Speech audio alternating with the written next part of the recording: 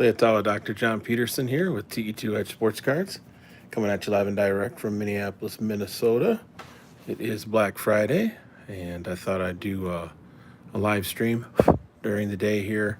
A lot of people are off, probably at home or just relaxing, trying to figure out what they want to do with their day, and thought I'd do a live stream, jump on and do a little box breaking of some junk wax that I recently picked up.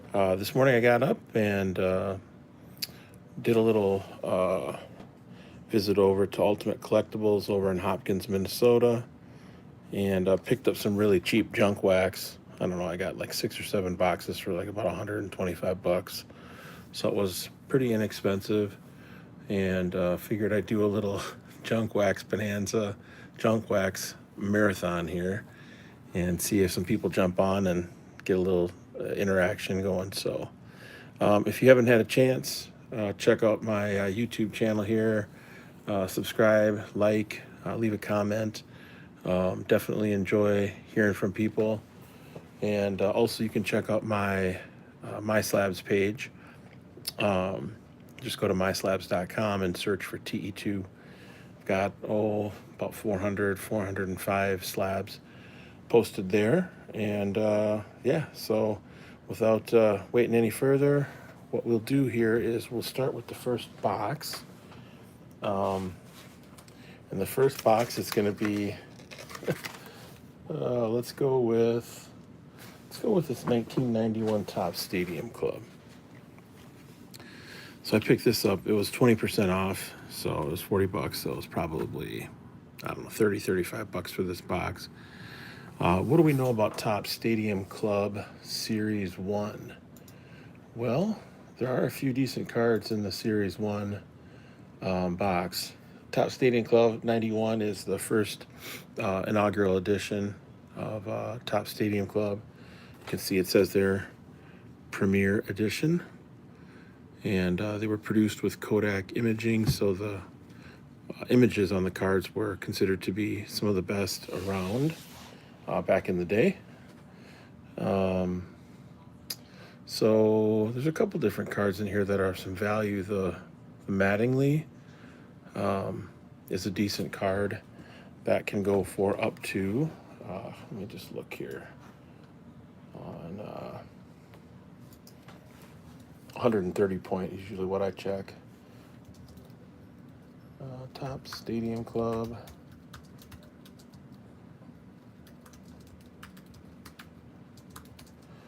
And the cards come out pretty clean. These Stadium Club cards do, so typically you can do decent. Looks like a Gem Mint 10 Mattingly is about $50. But some of the bigger cards are the, you've got the Frank Thomas rookie card. Or I don't know if it's a rookie card. It's his rookie Topps Stadium Club card, because his rookie year is 1990. You've also got the Nolan Ryan Tuxedo card, which is, it's a couple $100 usually. Let's just see what the most recent sale for that has been.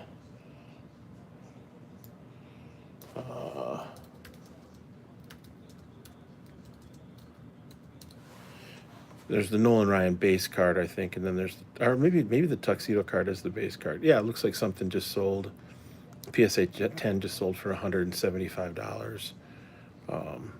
This would have been back in early November. So you got that card, and then you got, let's see here, what else? I think the Griffey is in this first series as well, if I'm not mistaken. The Gwynn's cards recent. The Griffey's $261. Let's see a recent price on the Griffey.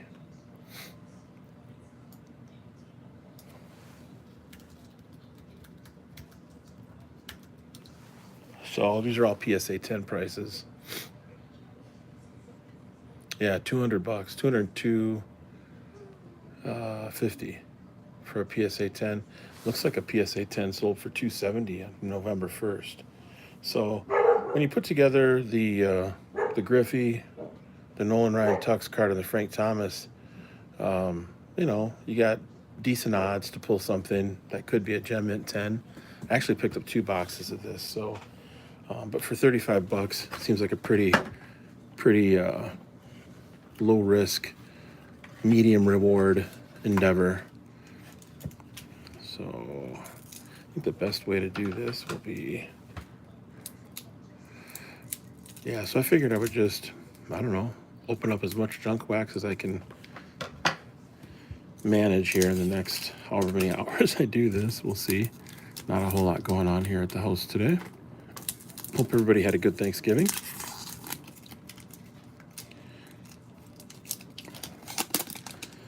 These packs are a little bit problematic in terms of opening.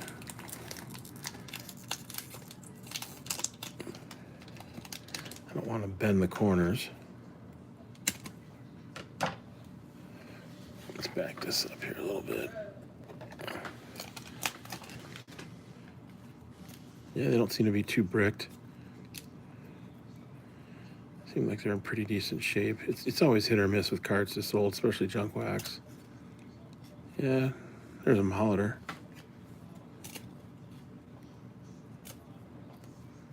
So we're looking for the Griffey, we're looking for the Nolan Ryan Tux card, and the Frank Thomas.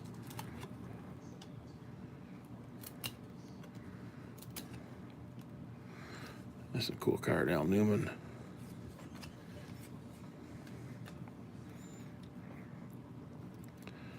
Yeah, some of these photographs from these 91, or just Top Stadium Club, just in general, just great photographs. All right, nothing in that group.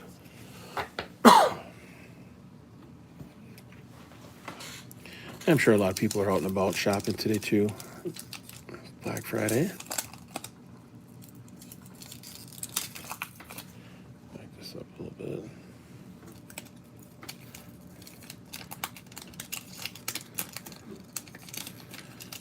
Doesn't look like there's any real good way to open these up.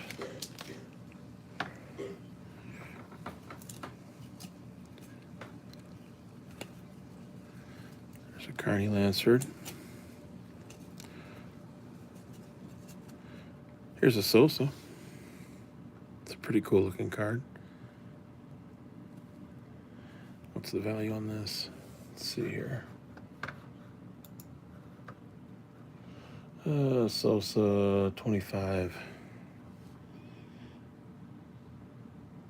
Yeah, he makes the haul. It could be worth a little bit more. That's the big thing with Sammy Sosa cards. It's just if he doesn't make the haul, it's not really worth getting graded. Unless you're, selling to people in Chicago who are big Sosa fans. And David Justice, he was married to Halle Berry.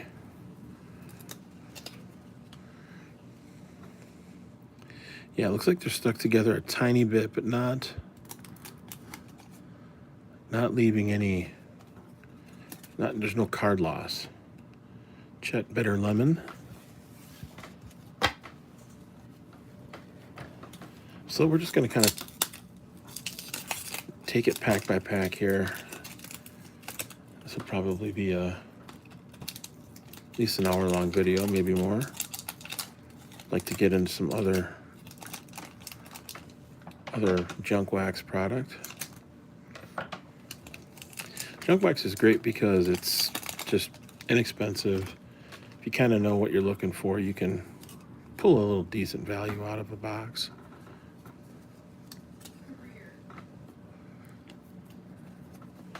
All right. If you hear anything in the background, those are my kids upstairs watching a little TV. Mike Greenwell, this guy was good in the beginning part of his career. There's the Frank Thomas. All right, cool. Let's take a close look at this. Yeah, it looks like it's in pretty decent shape. Has a little bit of chipping up at the top there. Yeah, it's too bad. Probably not going to come back as a 10. Can't really tell from the side. From the top, you can see just a little bit of a chip up there in the corner. But still, let's put this in a penny sleeve. That's too bad.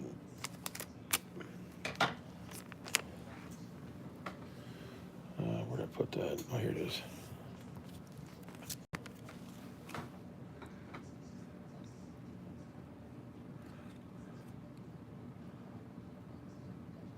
Yeah, probably not going to be. I mean, I could send it in, but probably, I don't know if I'd send it into PSA. Can get it screened. Send it into a group submitter like Got Baseball Cards. We'll set that over here for now. Whoops. All right, so we got our first kind of quote-unquote hit to Frank Thomas.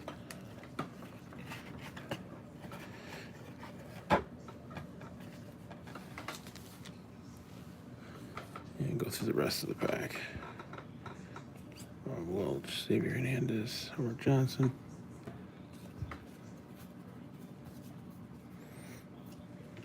Let's see, look at that card. Look at that image. It's just Wild Thing Williams. Just sweet looking card. Action photos on these are just great. Like I said, this is the inaugural edition, so Santiago and Murphy. Murphy's up for the Hall of Fame right now this year.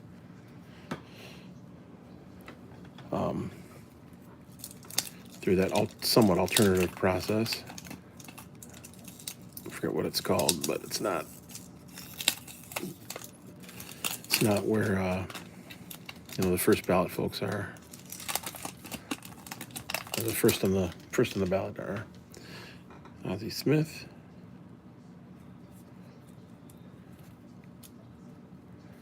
Wash my hands so I don't have any oil, leave any thumbprints. I don't have to clean these afterward.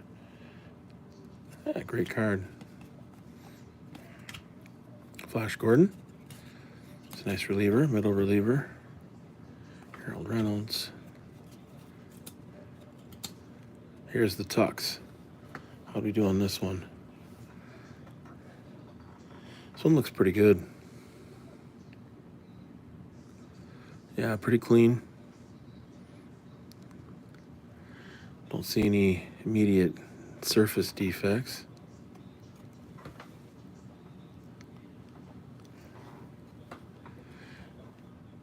Yeah, I mean, this comes back as a 10, and you're looking at an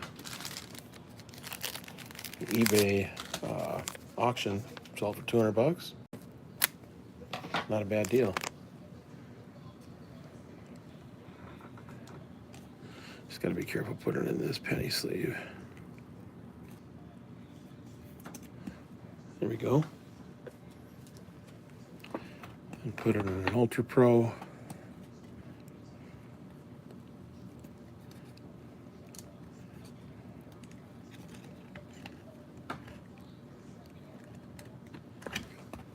Yeah, not bad.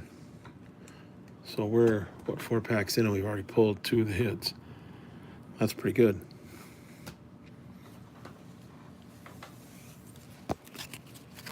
All right, let's keep going. So we're looking at 1991 Topps Stadium Club. Mike Scott. This guy won a Cy Young back, I think, in '85. I'm not mistaken. Randy Milligan. Derek May. Ventura.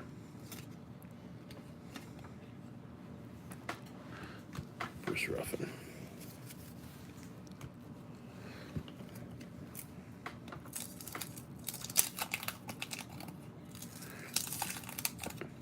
I've opened up a box of this in the last couple months.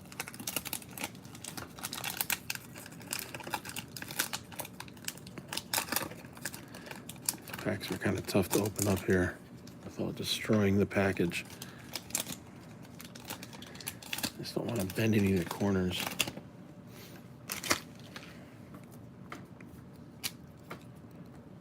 And the Shields. Oops.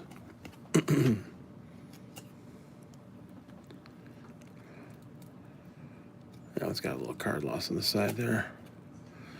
There's a Bo Jackson. Resale value on Bo Jackson cards are always good. This one looks like it's in pretty decent shape. It's a cool card too. What's this one worth? $224. 61 as a PSA 10. So I mean, it's worth sending into a group submitter and having them screen it and put this in a sleeve.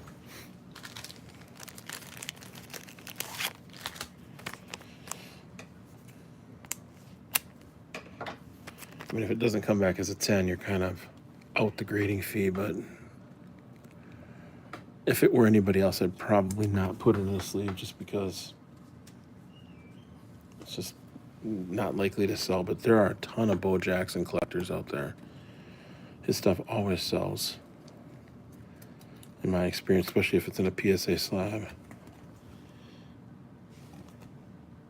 All right, not bad. Got a Juan Gonzalez. It's a second-year card.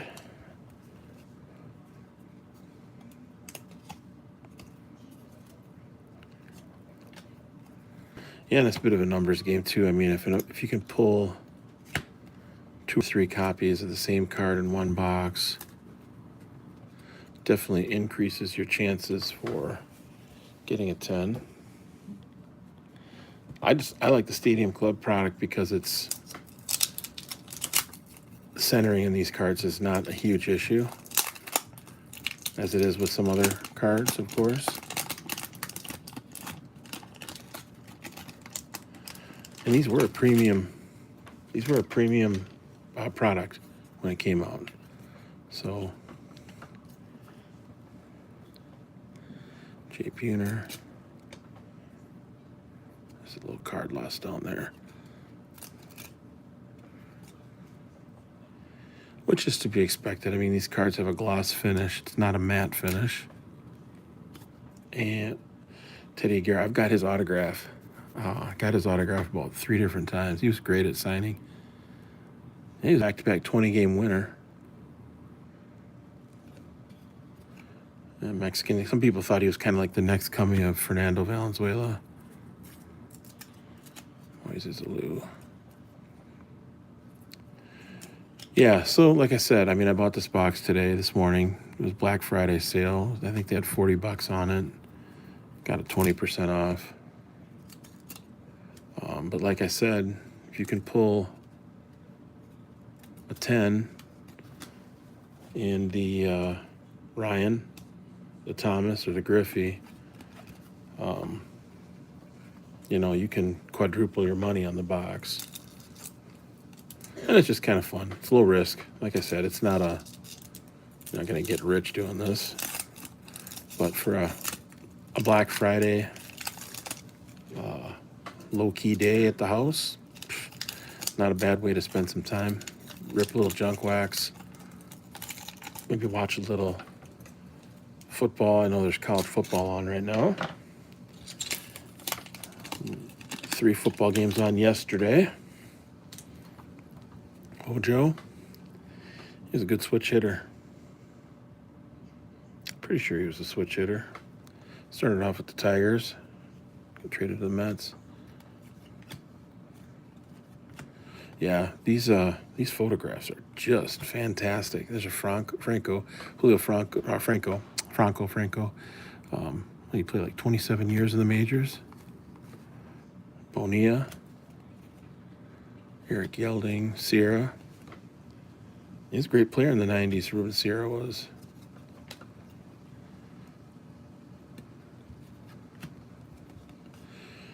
Sweet Music, Frankie Sweet Music. Viola won the Cy Young in '87 with the Twins when they won the World Series. Okay, got those through. See, we got 1 viewer. That's nice.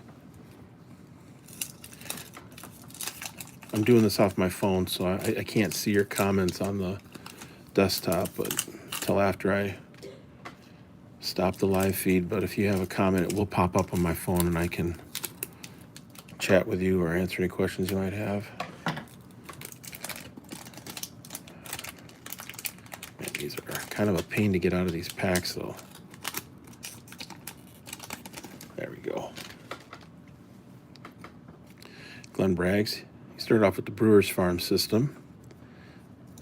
Physically, this guy was put together like, I'm telling you, I saw him in person a bunch of times because I'm a Brewers fan and grew up in Wisconsin and went to County Stadium quite a bit. This guy was huge, super muscular. Eric Davis. Yeah, if he hadn't been injured as much as he was, he would have had a Hall of Fame career. Trying to think, he wasn't 40-40, but he definitely was up there. Maybe he was 40-40. I can't remember now. Trying to think, maybe 88, 87. Van Slyke. We're looking right now for a Griffey. We haven't gotten one of those yet. There's a Jimmy Gantner. Solid second baseman for the Brewers. Will Clark. Man, Will Clark's cards were hot back in the day. 87. 87 Donruss, 87 Fleer. 87 Fleer Will Clark was a hot card back in the day. You go to shows and those would sell better than Bonz's. I think Will Clark, where is he? Went to college. Where'd he go? Was it Mississippi State? It doesn't say. He's from down south. He's from New Orleans. Yeah, I think he went one of those. I went to an SEC school. Balboni. Yeah, and we've got quite a bit of. This guy was supposed to be a really good. He was a hot prospect coming up. Sean Dunston was. He had a good career. Maybe didn't pan out quite as well as people had thought. Brian Harvey. But yeah, we've got. You can find a fair amount of junk wax up here in the Twin Cities, Minneapolis, St. Paul area. My go-to place is Ultimate Collectibles. They've got. Oh man, this guy was a character. I think he's passed away though, Eric Show. Yeah, musician.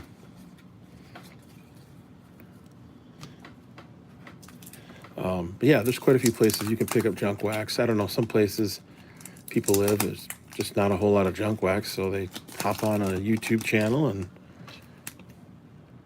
like this and watch somebody open up some junk wax. It's a pretty easy way to pass the time. I used to play a fair amount of Fortnite with my son, and that was fun too, but our PS4 crapped out on us about a month ago, so haven't been able to do much of that lately. Yeah, a little breaking on these.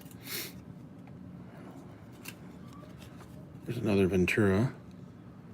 So we've had this pack already. Dave Stewart. Oh, man, this guy was unhittable back in 88, 89 with the A's. Let's see what his record was. Yeah, 22-11 with a 2.56 ERA back in 1990. He's also a black belt in karate. Grissom. This guy was a hot player, hot player back in the day. Kevin Moss. Yep. Nails Dykstra. He was undrafted. Pretty sure he was not drafted. I don't know how he got up into the Mets system, but Davey Johnson loved his hustle and his play and won a World Series in '86 with the Mets. All right, let's go to this next pack here. I think I figured out a way to get these open a little easier. Just do a little snip there and peel that back. Frick Jacoby. Bob Guerin. Mookie. He was also with the '86 Mets.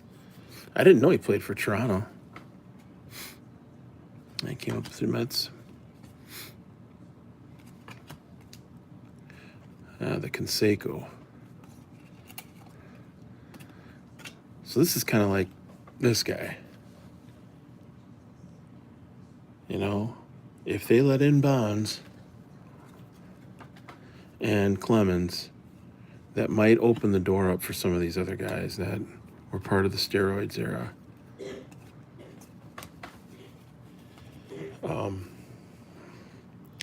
I know people have mixed emotions. Some people feel very strongly about them not being in the Hall. I tend to lean toward put them in, and if you want, put an asterisk next to their statistics. You know, it's all sorts of players with different backgrounds in the Hall of Fame, and I don't know. I think Bonds should be in for sure. I think Clemens should be too. I think Clemens is a top 10 pitcher all time. And they were both real good before they even started doing roids. You know, they were both pretty solid players. I think Clemens had won a Cy Young already, and Bonds had won 3 MVPs prior to juicing. There's another Frank Thomas. Nice. This one doesn't have the chipping at the top. It's got a little bit on the sides. Look at that. You put that under a magnifying glass and it just sticks out like a sore thumb. So that's the second Thomas that is chipped up. That's unfortunate. But it's still not the most valuable card in the box, so, or in the set.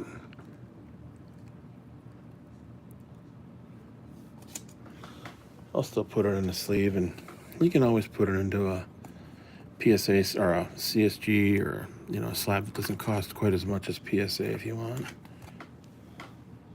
God dang it. Yeah, look at that. So this one, this was the first one. There's chipping at the top there. And the second one, there's chipping along the sides, which makes a difference. You're not going to get a 10 on that.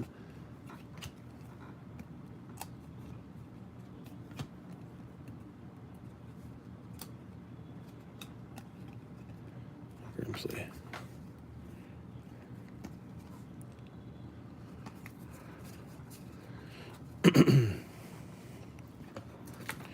All right, next pack. Still looking for the Griffey.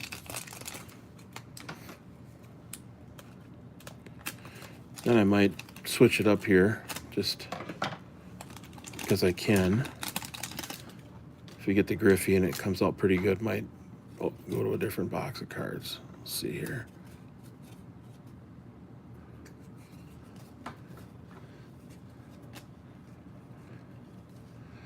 All right, so we've had this pack. There's the Gantner, the Clark again, Duncan, Sweet Lou Whitaker. I wonder if he's in the Hall. I can't remember if he is or not. I know Trammell is, but I'm not sure about him. Eddie Murray, this guy, production machine. Caught a home run of his during batting practice at Wrigley back in '91. It's great. It was the last pitch of batting practice, and he lofted one out to the right field bleachers, and I reached up and grabbed it with my bare hand, and I think I was probably 16 at the time, 16, 17. And I remember him with the Orioles back in the 80s when I started, you know, really following baseball. The Brewers were really good in the 80s. The Brewers made the playoffs in 81 and 82, went to the World Series in 81. And but I remember the Orioles were real tough, and I think the Orioles won the World Series in 83, if I'm not mistaken. So there's the Henderson. Yeah. I don't know what this one is. Let's see what that Henderson sits at. I want to say it's about $50. In a gem mint, 10 PSA, 120. Yeah, $46. So plus it's not really, I don't know, not a really cool looking card in my opinion. This guy was supposed to be pretty good when he came up. Home run hitter. Was he a first baseman? Let's see here. I can't remember. This guy was a prospect. Man, Ben McDonald cards were hot back in the day. He was a nice reliever. I think he had threw a nice fastball, four-seamer.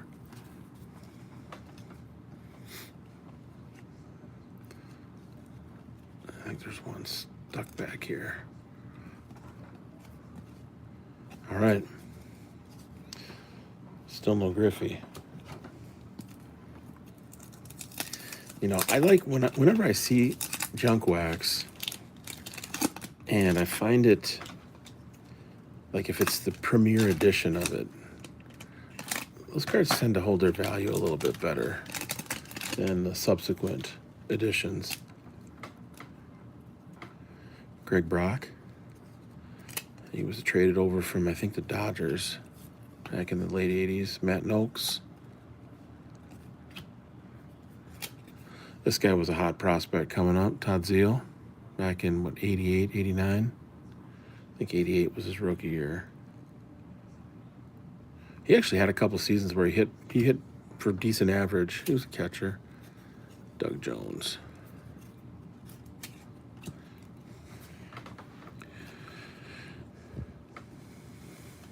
Steve Avery won a World Series with the Braves.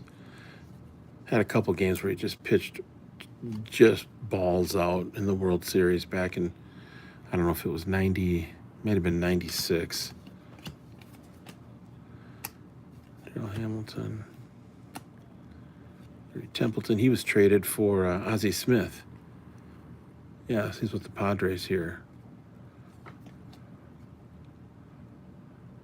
Yeah, see, he was with the Cardinals originally, and Ozzie Smith was with the Padres back in '79. And they made the trade back in, I think it was 1981, 1980, somewhere in there. He was a pretty underrated guy, Ryan Sandberg. Taking out Willie McGee. Sandberg was a very solid player. He's bigger than most people think. He was 6'2". Yeah, 6'2". Let's see what this card's worth. 36. Still a nice card. Not going to set it aside though. Thing is, if you're going with PSA at a bulk rate, you're looking at about $20. Just a second here. I'm going to move these back. This is a Frank Robinson rookie card. There's a K-Line rookie card. Two very underrated players. I'd say they're some of the most undervalued cards that currently are on the market, along with Jim Brown. Horribly undervalued, which is nice because it makes it a little more affordable to pick up their cards. I forget what I was saying.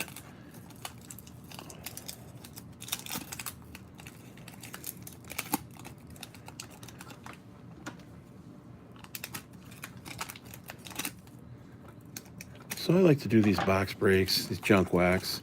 Sometimes I do a little more expensive stuff too. The other night I did a box break, a live break of 1982 cello box Topps football. And did I think pretty well on that. Pulled out 3 Lawrence Taylor rookie cards, none of which were centered, but pulled out a pretty nice Walter Payton 82 Topps, and pulled out what I'm hoping is a Gem Mint 10 Anthony Munoz rookie card.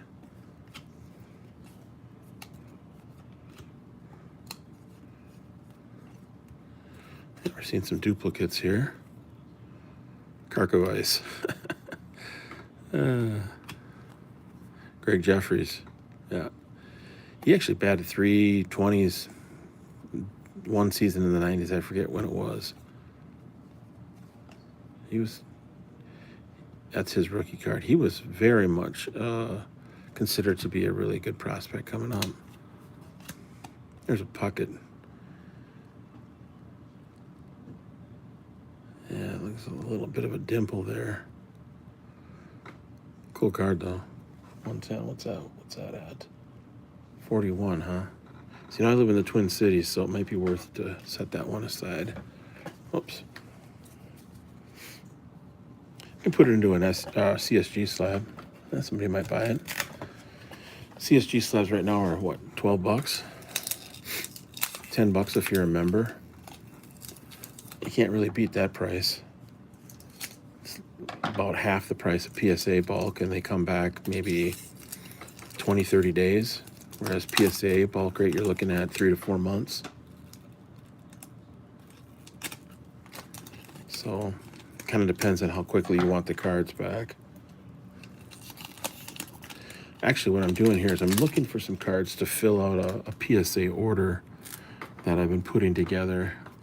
Got some cards that I want to send into Got Baseball Cards as my group submitter and get those graded. I can show those to you in a second. Oh, man. Sometimes these stick so much.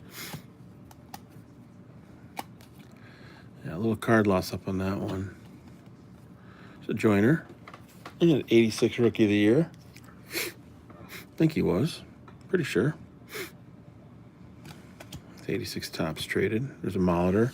His nickname was the Igniter. This guy hit 3,300 hits. Probably the greatest designated hitter of all time. His rookie card was 78. Him and Trammell. Nice card.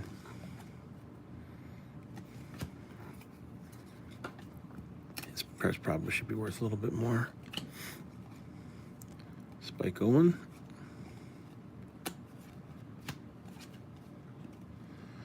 That's just a cool card. Look at that. It's choking up. It doesn't even have hands together.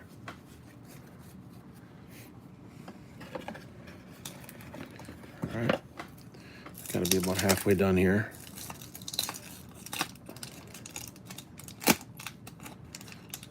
Jesse Barfield. He had 40 home runs back in, I think it was 86. I don't think they have their career stats in the back of these, but pretty sure he hit 40. He was a home run champ one year in the 80s. Sorry, I got a little wrapper on my finger. They're stuck.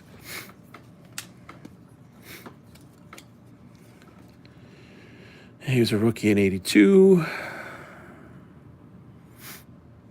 The Blue Jays.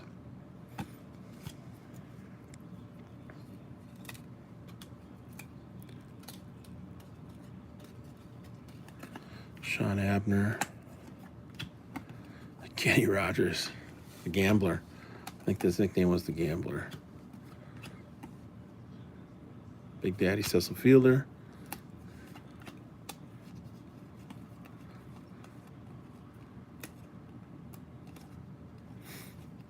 And Ron Robinson. Not much there.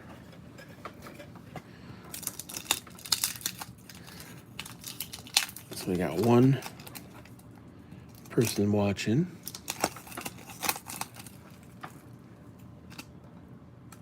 Had another person step in just for a hot minute and they left. Guess the junk wax isn't their jam, which is totally fine. Not everybody's down with junk wax. You kind of had to have lived through it, you know. I mean, a lot of these guys, nobody's heard of. Like nobody knew that Dave Stieb was a nice pitcher. 18-6 in 1990 with a 2.93 ERA. He had good stuff. Yeah, he had real good stuff. I think he threw. I'm trying to think what he threw. He had some good breaking stuff, if I remember right. I think he won 20 games once or twice. Jim Abbott, went to the University of Michigan. Yep, from Michigan, from Flint. Had one arm. Well, he had one hand. So he always shifted the glove from his non-hand to his throwing hand. He was good. He was a nice athlete. Lee Smith, all-time great save leader. Probably had over 300 saves. In fact, I know he did.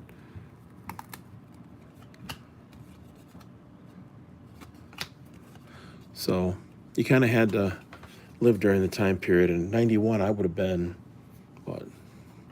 17?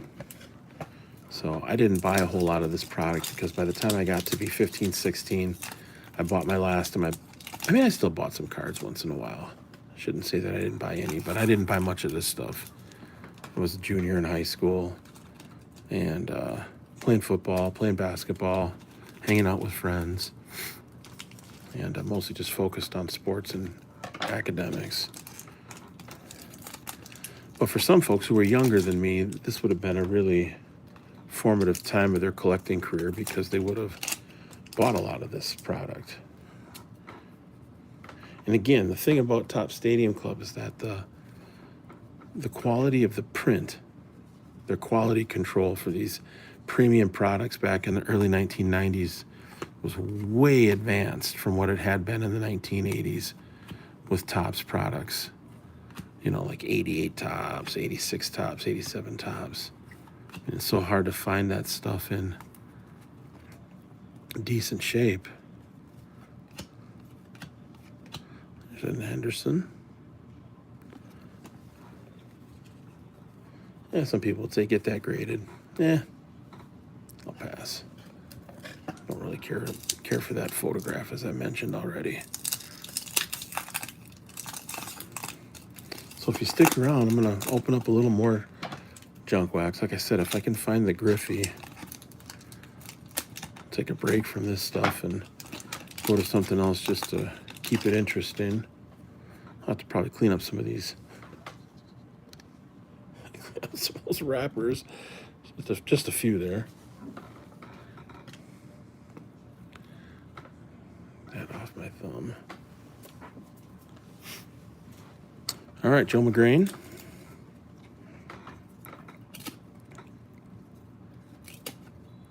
Here's a Maddox.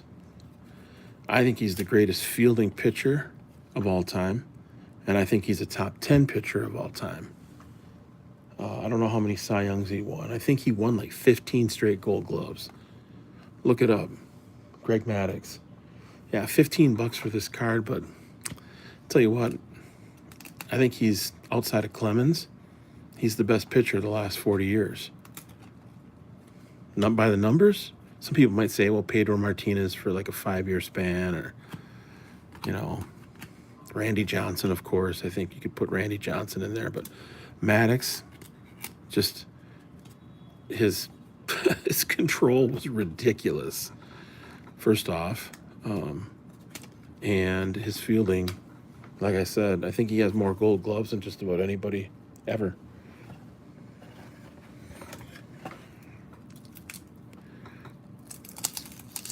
I think his cards are pretty undervalued, actually. His 87 Topps traded is pretty inexpensive. 87 Donruss the Rookies. That's a hard card to come by because those 87 Donruss the Rookies, Donruss had a habit of putting their sets in cellophane. So when you opened up a box of the rookies, it was wrapped in cellophane, and oftentimes the cellophane would soften the corners. So his 87 Donruss the Rookies card, which is different than his 87 Donruss rookie card. He has two 87 Donruss cards. And Puckett is, I'll set that aside. He has the base, which is in the regular 87 Donruss set, but then he's got the 87 Rookies card. And the 87 Rookies card it's a tough pull because like I said, all those sets, unless you found wax of it, which I don't even know if they had wax of 87 Donruss Rookies back in the day. Probably not, just sets, boxes, right? You know, you're looking at a tough pull because the corners were rounded. Because it was wrapped in something like this, but it was tight. So if you can find a gem mint, 87 Donruss the Rookies of Maddox, it has some decent value to it. And his regular 87 Donruss card is worth something too. I mean, that black border with the 87 Donruss, I mean, that's really tough to find that in decent shape. Oh man, this one's stuck together pretty good. Can't get it out of there. All right, Stan Javier. Pete Incaviglia. Yeah, for some power. Struck out a lot. Ooh, here's a Larry Walker. Let's see what this is worth. Ah, shit. Chipped right there. Yeah, that's 40 bucks. It's a cool card, too. I'd set it aside, but it's got that chip in it.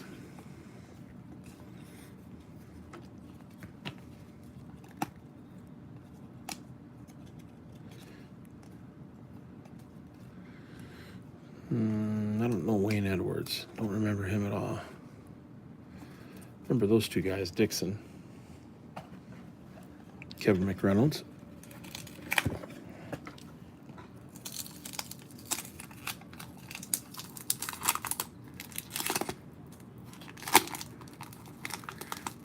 Kind of an aggressive opening of that pack. Whoops.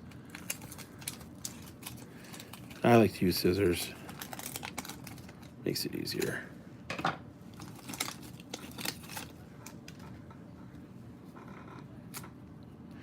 Yeah, so check out the YouTube channel. Got quite a few videos.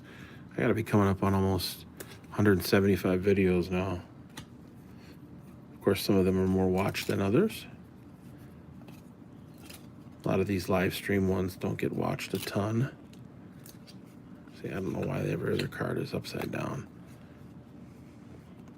Gino Petralli.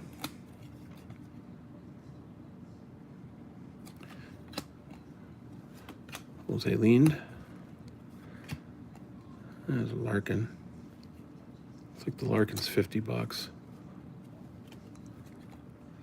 It's a cool card. Yeah, chipping down at the bottom. Otherwise, I'd set it aside. Still no Griffey.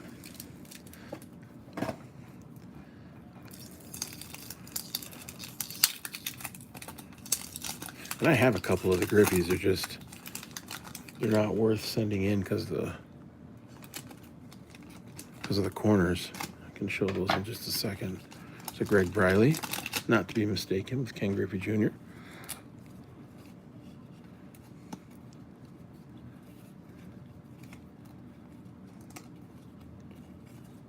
David Segui.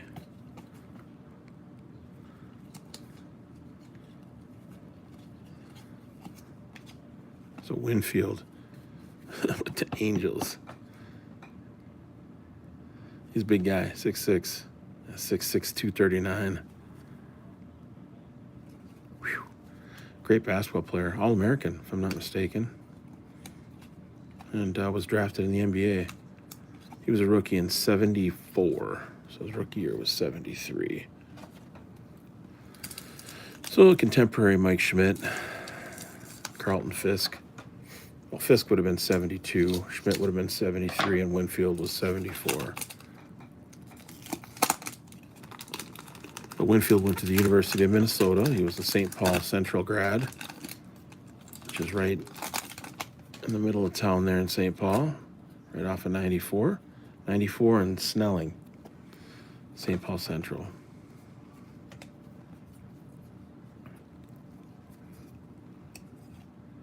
Here's another Larkin.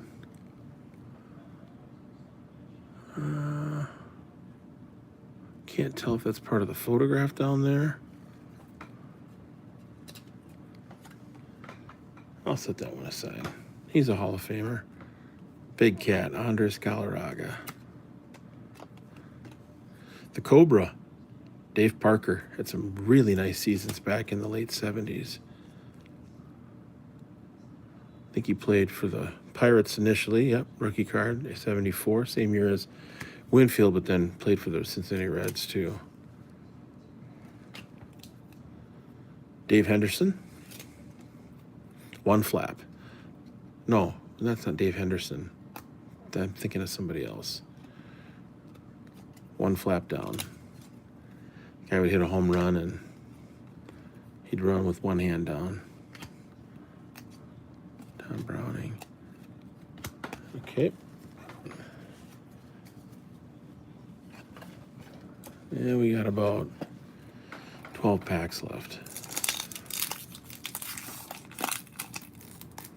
See, we got one viewer still hanging on here. Had another person about 5-10 minutes ago jump in and then jump right out.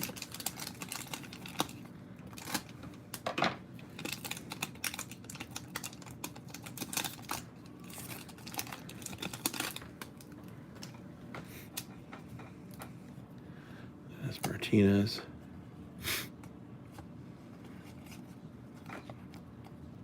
So he was a rookie. I'm not familiar with his rookie card. He was with the Orioles. That's a 70. That must be 77. That is a really, really poorly printed set. If you can find 77s in nice shape, you've hit gold, because those 77s are really hard to. Oh, there's a Mattingly. I'd like to see him make the haul. I don't think it's ever going to happen, but it's a sweet card. Quintana, DeBenis, John Franco,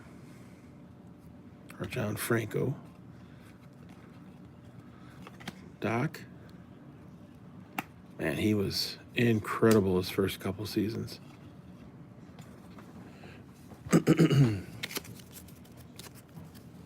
What, that 1 year went, is 85, 24 and 4? Something like that.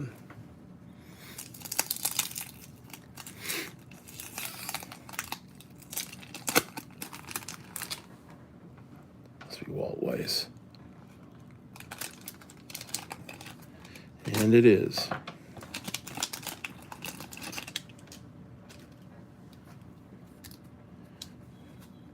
There's the Griffey. Ooh, this one looks clean. No chipping. Yeah, this one looks pretty nice. Let's put her in a penny sleeve and take a little closer look.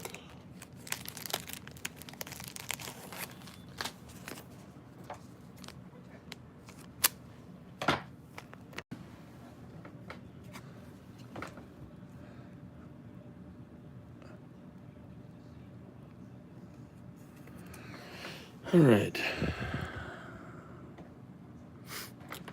Corners look good.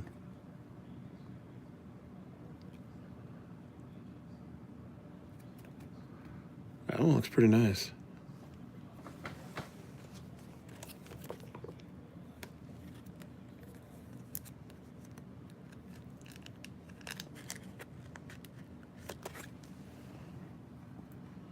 That's a sweet card. It's just a card you don't really see a photograph of. You don't see. I'm trying to think of any pictures I've seen of players in the dugout with the bats hanging down like that. Yeah, this is a nice card. Now, I've got a couple others of that. Let's see here. Yeah, here are the other two. But you can see up here. And then this one, upper right-hand corner. Little tick up there. So, yep, that's the way it goes. One little mark and you're not getting a gem mint, and cards in a 9. Yeah, you're hard pressed to sell them. Well, how many we got here? Oh, we got to finish this pack, I suppose. Well, here's the Brett.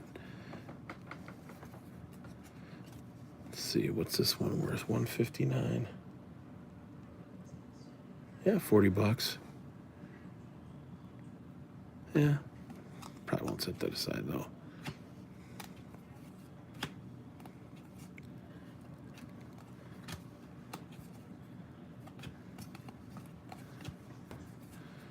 That was nice to get the Griffey. Nice to get another one. So he was right behind Walt Weiss.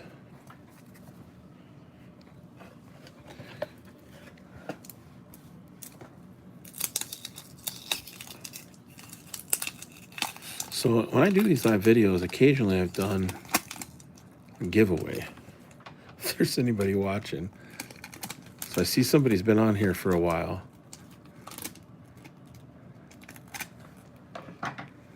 So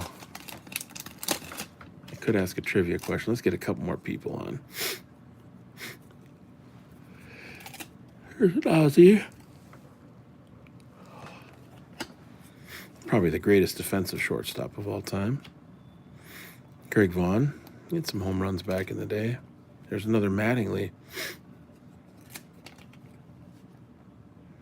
Donnie Baseball or Donnie Ball Game. Donnie Baseball, Donnie Ball Game. One of the two.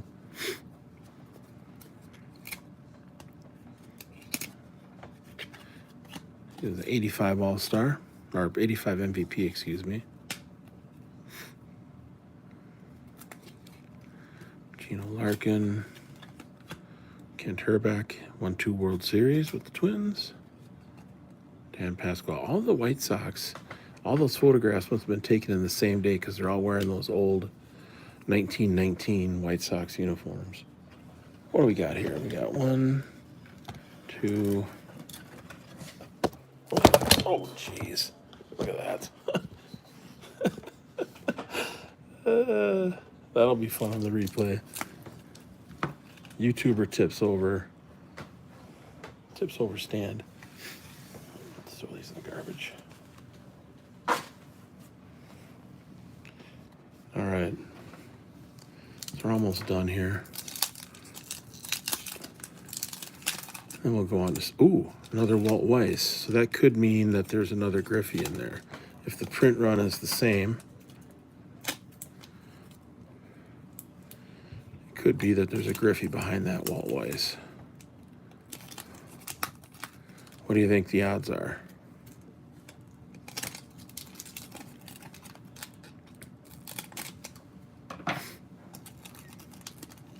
Carefully open this up.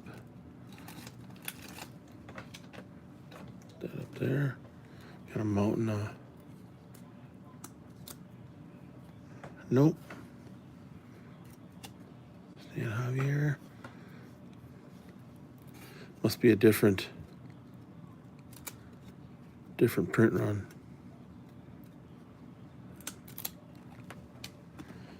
Or the sequencing.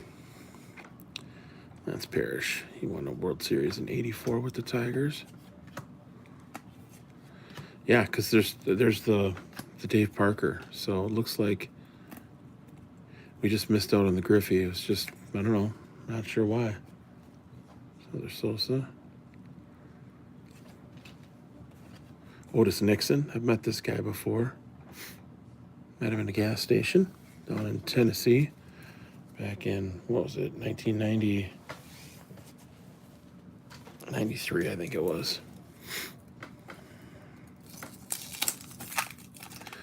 On the way back from Florida or on the way down to Florida. I can't remember if it was on the way down or the way back. It was New Year's Eve or spring break or some damn thing. I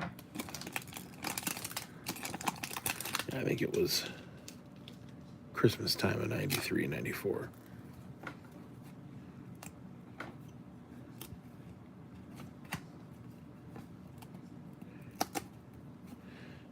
$26. I wonder what this card is worth. It's probably not worth much of anything, but worth checking. $28. Gem Mint 10. There's the Bonds. Not a great picture of him. 61 though. So, this might be worth getting graded. Thing is, if he hits the Hall, the value on that goes up. We'll find out shortly. Tino Martinez. It's a rookie card. He had a great career with the Yankees. Gamer.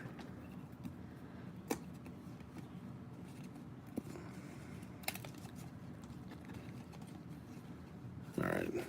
Nothing in those.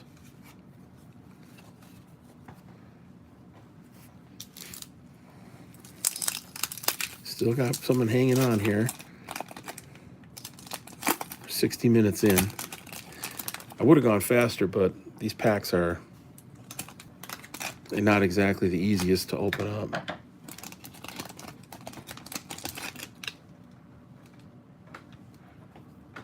And the cards are hard to go through.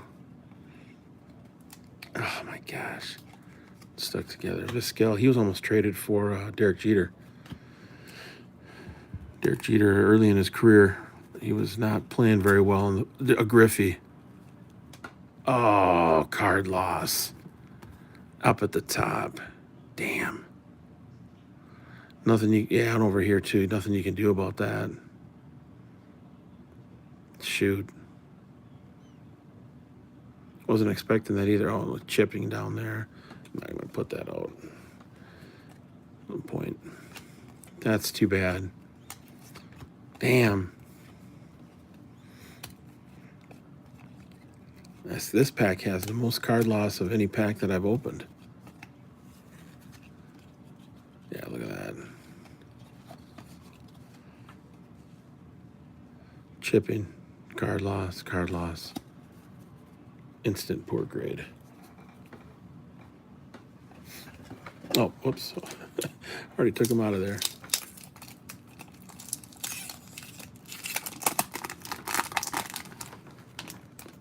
Yeah, the next box will go a little faster. So I said on the, I said it'd be a marathon, so I'm gonna keep going here. It's been an hour.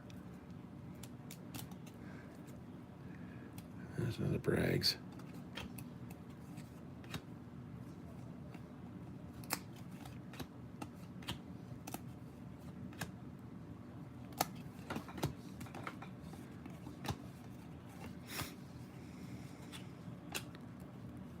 Charlie O'Brien. Alvin Dark. Eddie Whitson. 3 packs left. Looks like these might have even gotten a little bit damp. They're stuck together.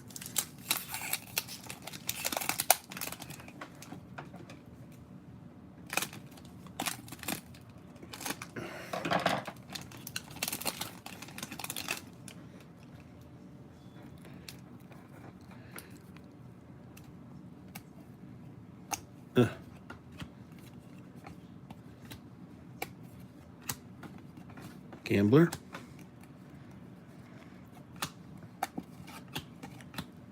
Three Ricky Hendersons in one box. Huh.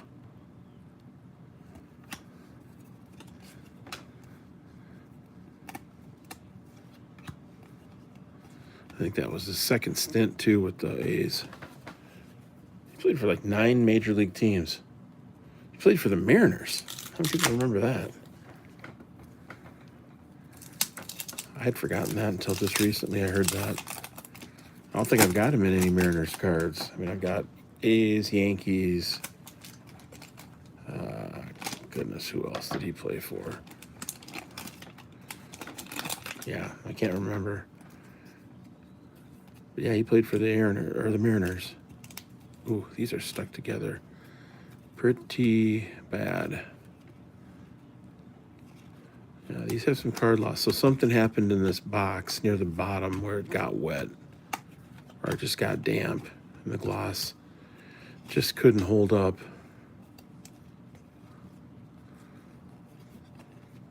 Because some of these in these last few packs are bricked up a little more than the other ones were. I wouldn't even say the other ones were bricked up. I just would say that they were just a little bit stuck together because of the gloss. But looks like these had a little bit of exposure to some of the elements.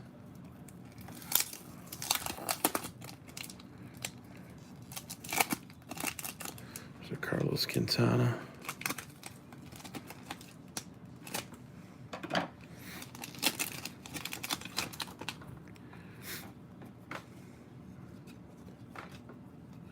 So let's see what we get in this last pack here. Yeah, I can't even slide those. Goodness. Chuck Finley.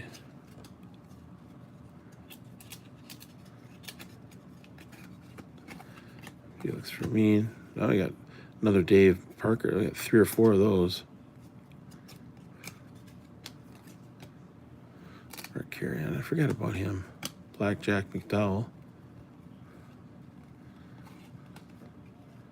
All right. There you go. First box. Done. All right, so what do we do? Or what do we get? Like, this is the gem. I mean, if one of these comes back as a 10,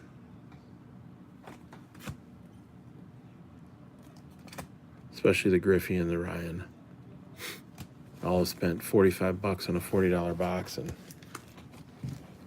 quadrupled my money.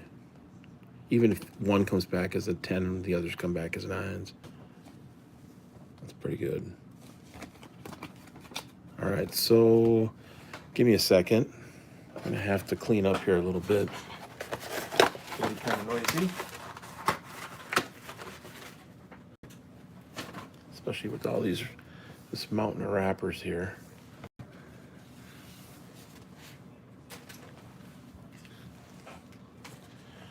If you hung out for the last 66 minutes, I don't think this cleanup's gonna really bother you too much.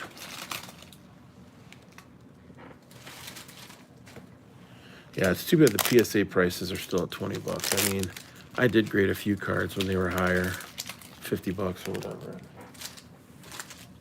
Margins were so incredibly thin on those. It was probably not the best decision. I graded some at 30 bucks. But even bulk at 20, 22, 19, whatever it is too high, especially for junk wax.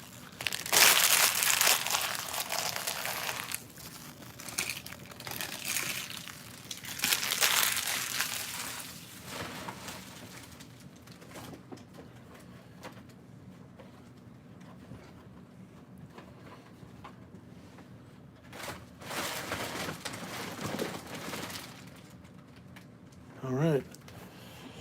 So, let's see here. What do we want to do next? Let me put those away first. We could do a box of 89 Donruss. Or we could do a box of 90 Bowman. What do you think? 89 Donruss or 90 Bowman? You have a preference? You want to put it in the chat? You've been pretty quiet. I wonder if that person's even watching. 89 Donruss, 1990 Bowman. Pick your poison. I haven't opened up 90 Bowman and I can't remember. Let's do some 90 Bowman. That was a real cheap box. That was 20 bucks. Actually, it wasn't even quite 20 because it was $4 off. And since we got some time, I'm gonna use the bathroom. I'll be right back. Nobody's watching. I got no issue taking a little break and coming back. Every marathoner needs a break.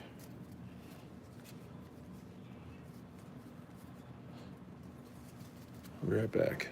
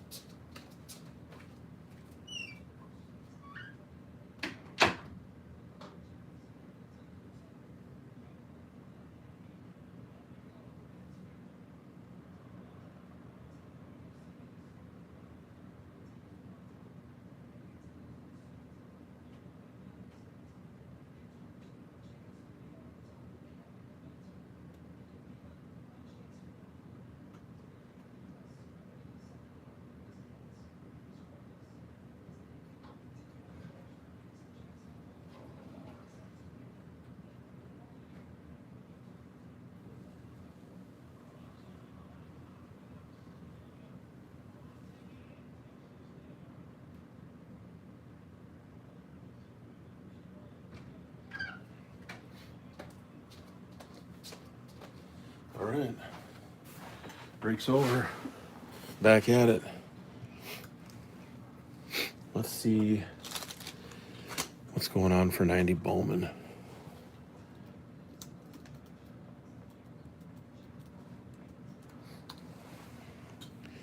So go to the top.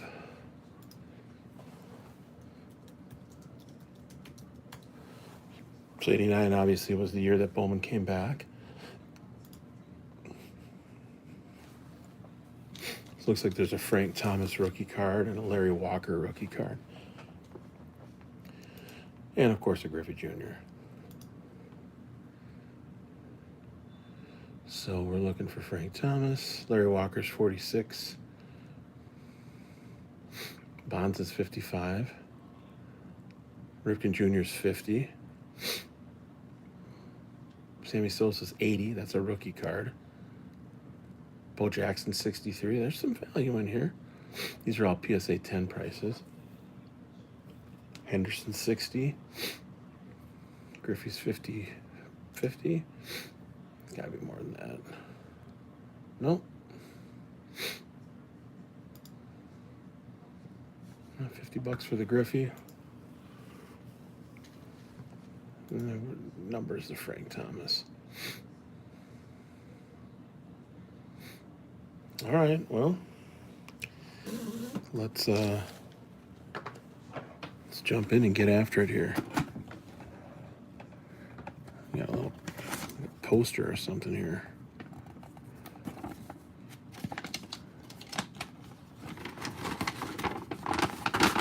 Rack for 1990.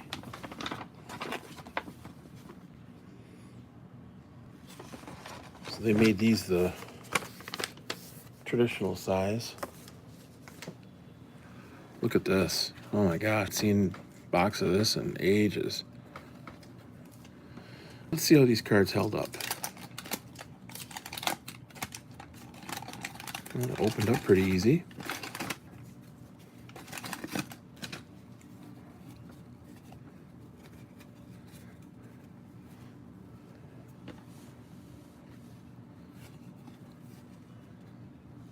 And get this down into frame a little bit.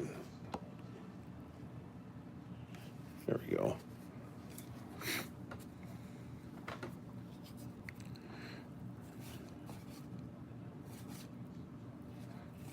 So initial take is the centering is not real great.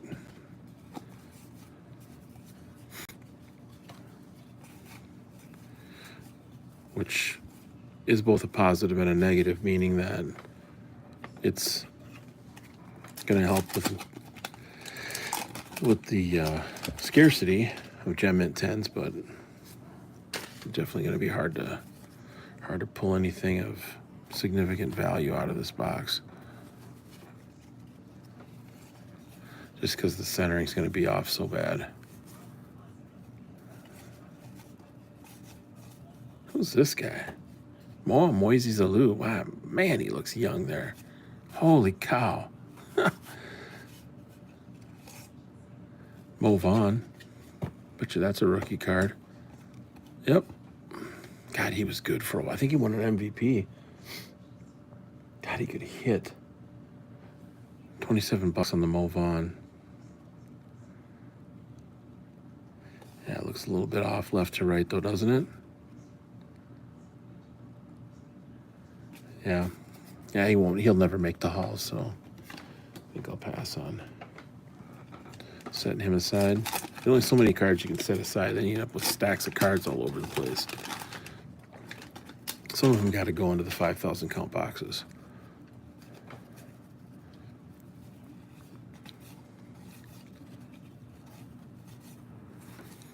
No hits yet. This would be the whole set though too, so it's not broken up into Series 1 or Series 2.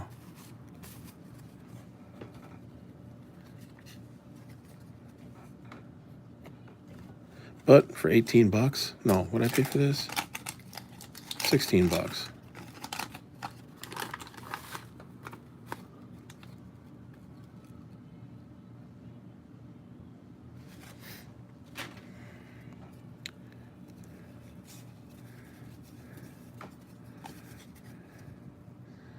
John Cerruti. There's a Kurt Schilling.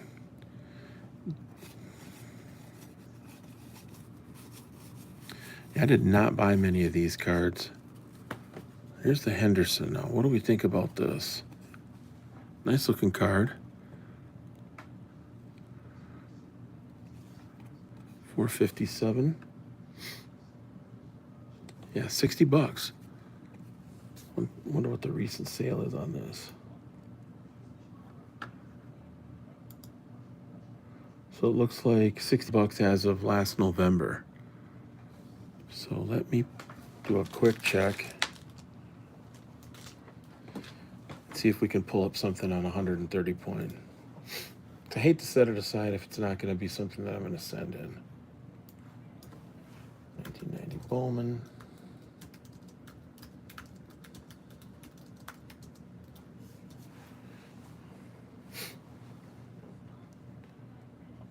$35.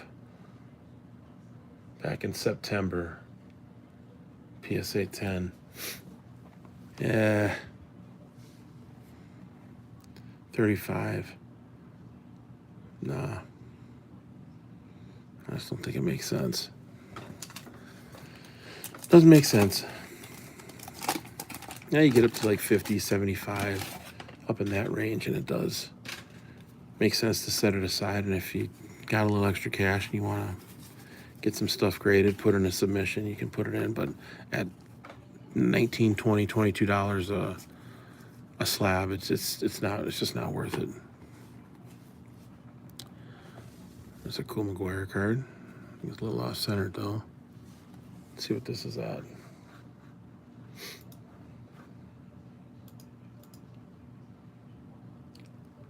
And McGuire's at 35.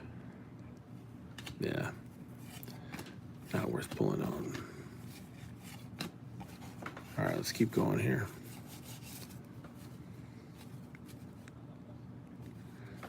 Schilling's up for the haul too. I'm not sure if he'll make it or not. What exactly did he say that was so controversial? Some conservative stuff? I can't even remember what it was. It's like, man, who cares what he says? Honestly, just base it off how he plays or how he played.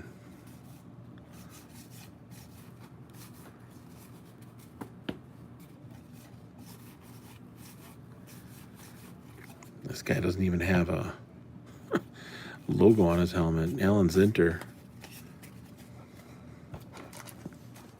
So we're just burning through this junk wax today. 78 minutes in. If you haven't been tuning in, we just went through a box of 1991 Top Stadium Club Series 1.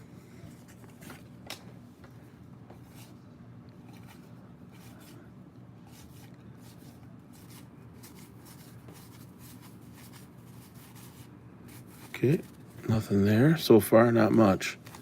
Not one card that I've set aside.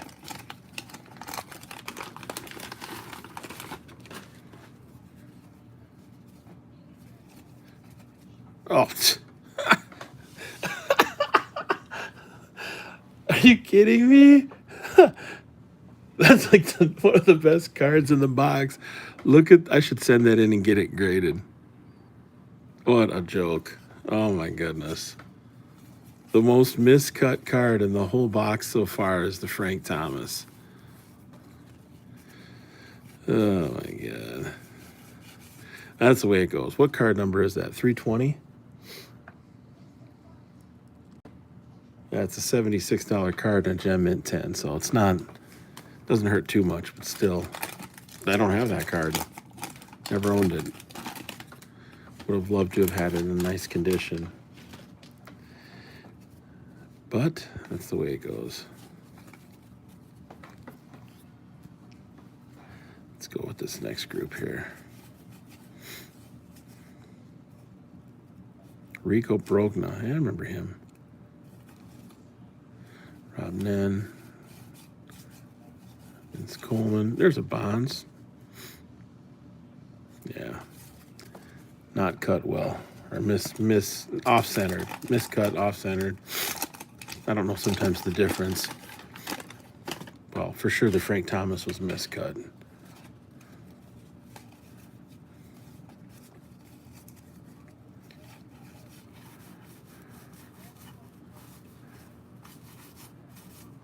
Mookie. Tony Pena.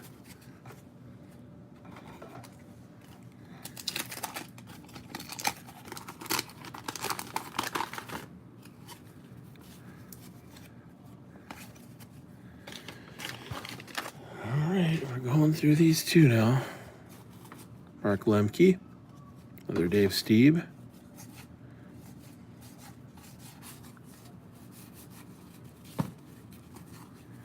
It's just amazing to me how many of these packs just have no players in them that of value at all. You know, you'd think with this many cards in a pack that there'd be, you know, here's a Frank Thomas. Now, there we go. That one looks nice. A little bit off-centered left to right, but it's still a nice card. Set that one up there. Don't need to put that into a sleeve quite yet. Alejandro Pena. Tommy Glavine. Well, that kind of makes up for the miscut one. Caminiti.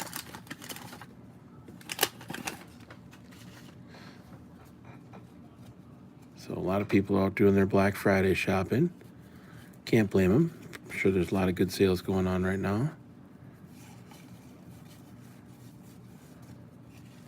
I know that Steel City and David Adams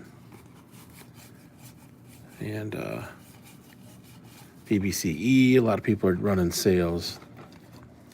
Ultimate Collectibles was doing 20% off on all their junk wax. Well, all the wax. That's a cool card. All their wax that is not premium, you know, new product. Larkin, Balboni.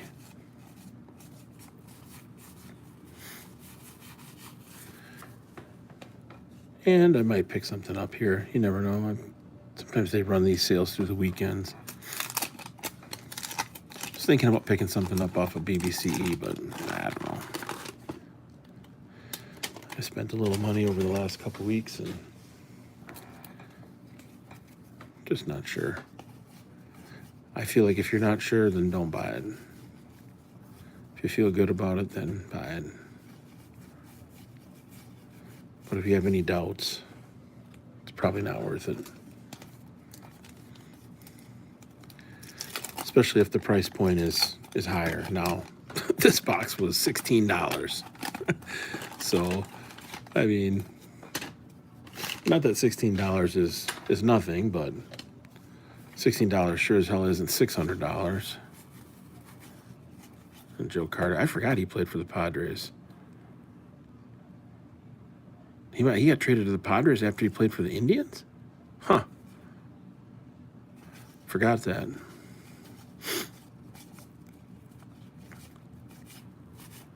Yeah. So, yeah, I mean, BBCE is doing 10% right now off on all their stuff. And if you spend over, actually it's 10% if you spend over $1,000. And it's free shipping too, up to $50. So if you buy something from BBCE and the shipping is 50 or less, you don't have to pay for it, which is nice because that shipping can add up. But 10% on anything over 1,000, and then David Adams just kind of depends. I didn't think the David Adams sales were bad, but when I looked this morning, the product that they were offering sales on was mostly newer retail stuff for baseball and basketball. So I don't know. Look at this kid. This guy looks like he's about 15 years old. Holy smokes. Yeah, 19. Young looking 19-year-old. Willie Green. He was actually a prospect coming up. There's a Chuck Knobloch. Bly 11. So, Steel City, I thought the stuff that Steel City had on sale was a little more interesting to me. They had cases of stuff, and I'm going to put these into the 5,000 count box here in just a second.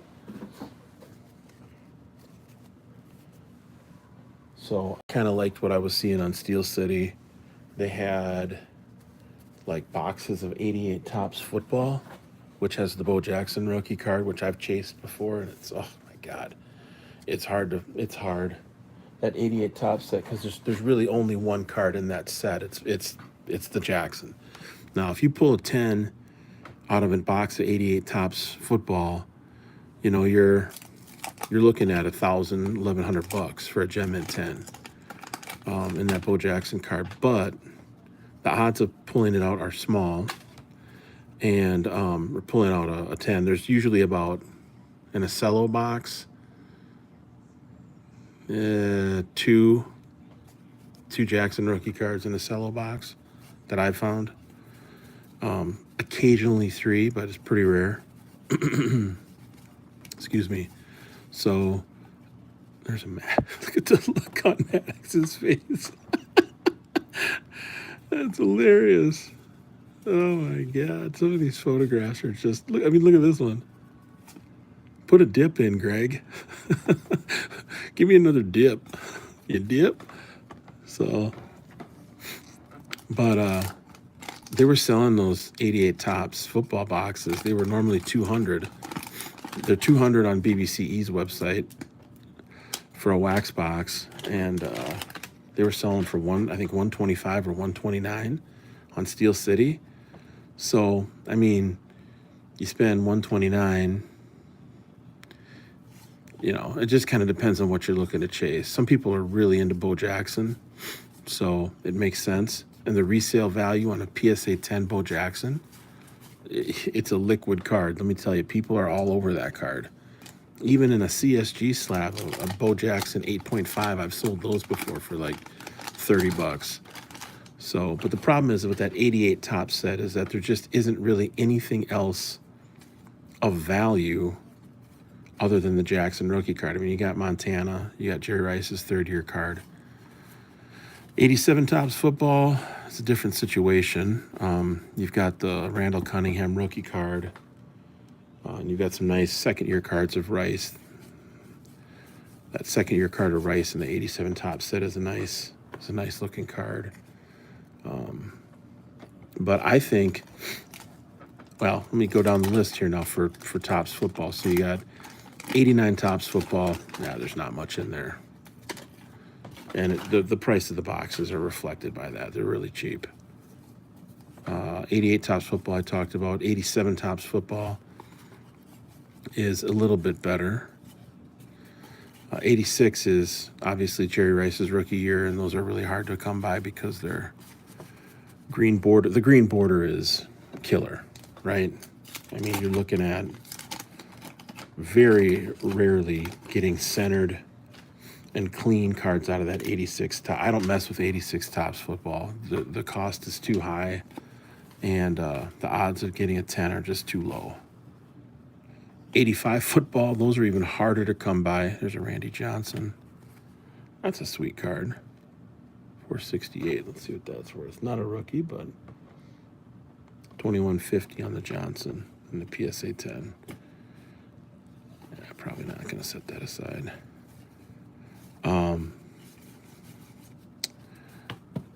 There's a cool card. Look at Bo. If that were centered, I'd set it aside. 378. What's that at? Yeah, 65. 65 and a PSA 10. So that, to me, that's a card that I would get graded if it looked like it was in better shape.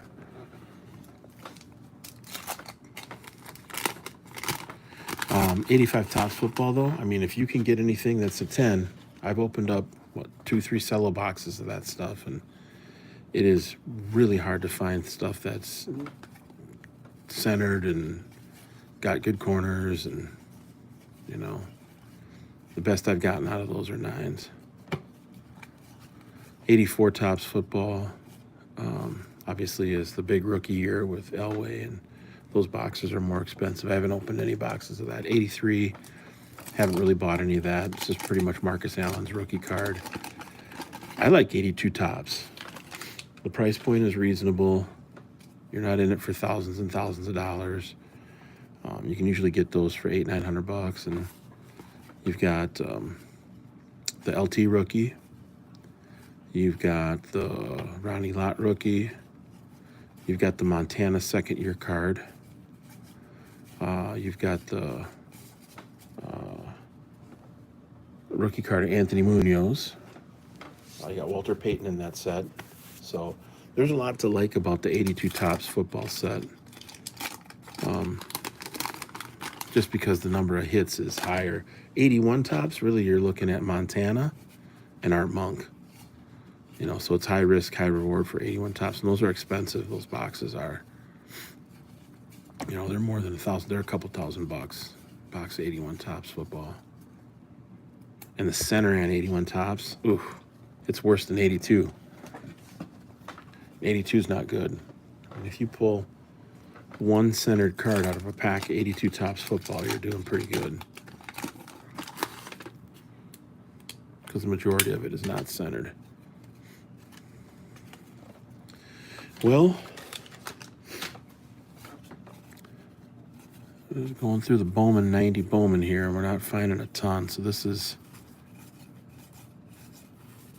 pretty tough sledding here with this box. We've got about 9-10 packs left. Oh my gosh, that's on there really tough.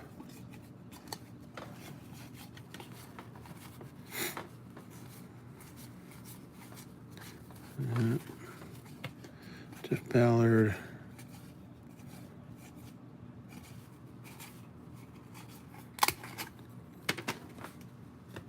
So far we've pulled out Frank Thomas out of this whole box so far. Out of all those packs, that's the one card we've pulled out.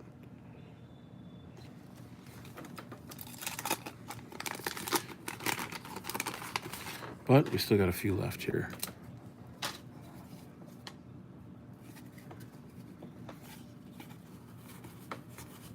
Dickie Thon.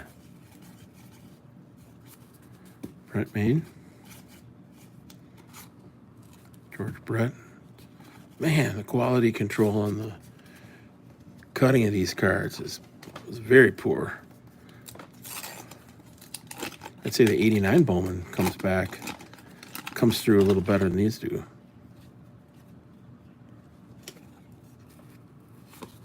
Crucky.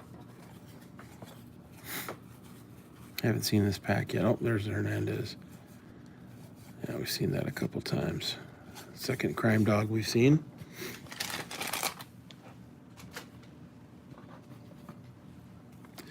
Looks like we had somebody on there for a second person. Got a like, which is nice.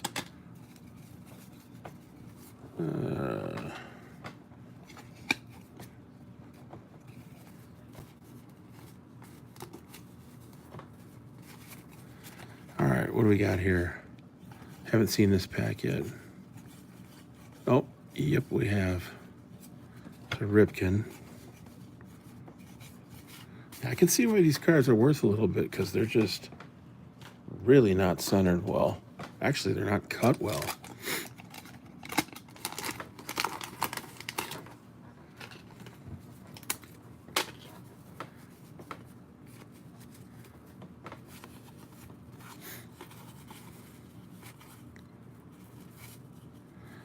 Oh, there's a Henderson now. This one looks pretty solid.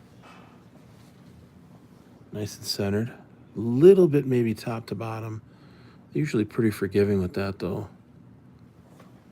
I'll set that one aside because the Henderson's worth like $60. A PSA 10. Yeah, and you know, sometimes you just got to take a chance. I mean, like I use a group submitter whenever I go with PSA. Typically got baseball cards. I'm doing CSG. I screen them myself. But if I'm doing PSA, you know, if I'm looking to flip those cards, I'm definitely wanting to have somebody put a second set of eyes on them and give me an opinion, second opinion as to what they think about the card. And I mean, Got Baseball Cards isn't going to tell you, well, this is a 10. That's not how that works, but they're going to at least screen out stuff that is very likely not to get a higher grade.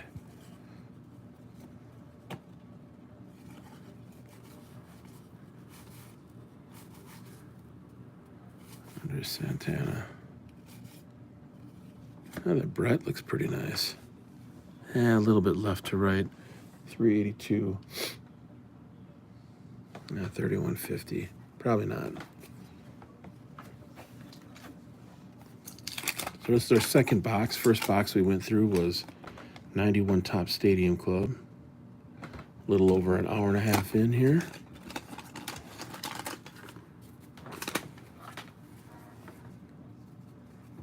Let's go here. Joey Bell. He might make the Hall. Maybe. He's up this year. I think he's got a shot. Rock Reigns. Rock Reigns is in the Hall. Yeah, like with baseball, so much of it depends on whether or not you make the Hall of Fame. You make the Hall of Fame, your legacy is cemented forever, and your cards typically do jump up a little bit. There's a McGuire.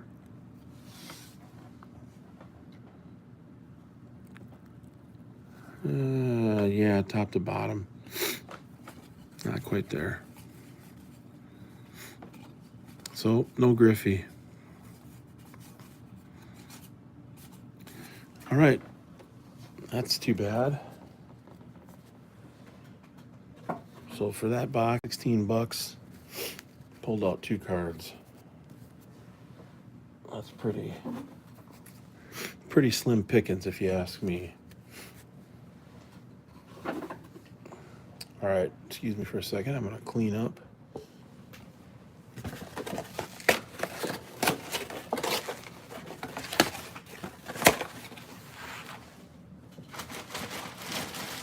Make a little noise here.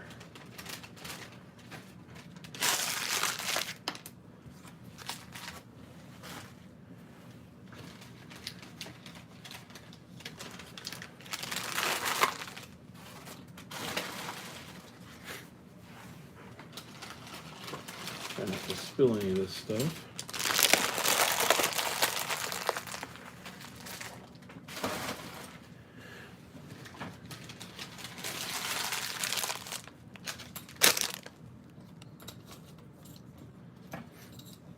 So how did we do on this box of 1990 Bowman?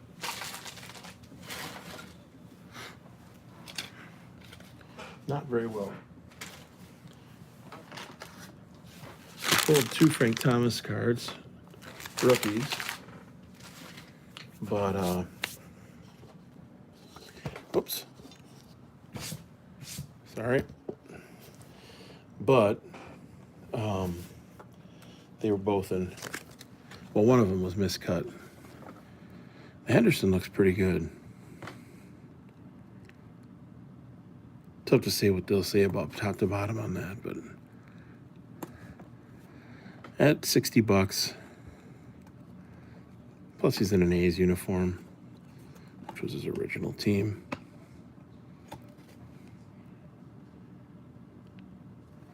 And then we pulled this one, which I think this one, the centering on this one's better than on the Henderson. So this one might be worth getting graded because it's a rookie card. So here's what we got so far to those 2 boxes. So the first box was, I don't even know, 20 bucks, 30 bucks. The second one was 16 bucks. Let's get this.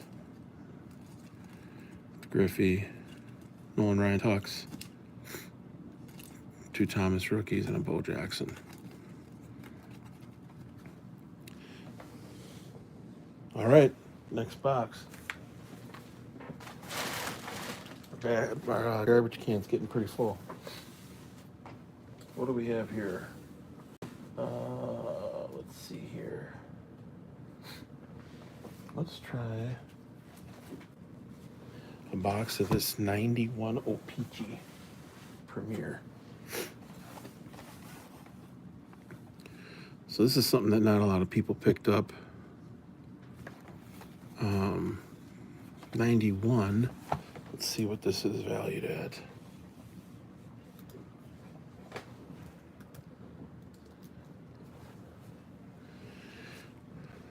I think there's a couple decent cards in this 91 O-Pee-Chee Premier stuff. Not a ton. The Conseco, 177 for the Conseco? No way. How's that even possible?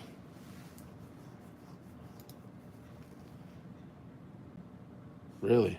Wow, that's pretty wild. I'm doubting that that would sell for that. The Griffey is $100.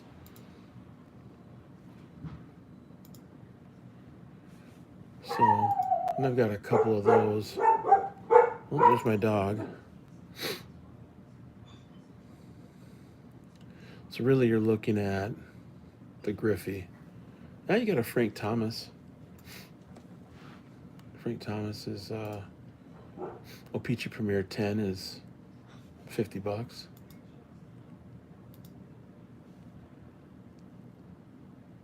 Yeah, so really you're looking at Griffey and Frank Thomas. One thing, I have opened up a box of this before, but one thing you're looking at is you're looking at cards that are like the print quality is higher.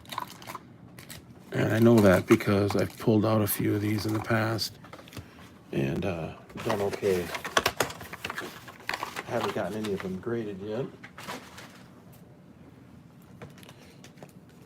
But the centering is usually pretty good on these.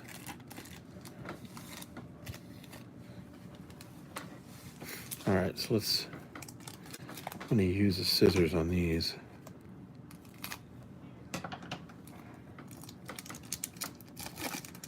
Go like that.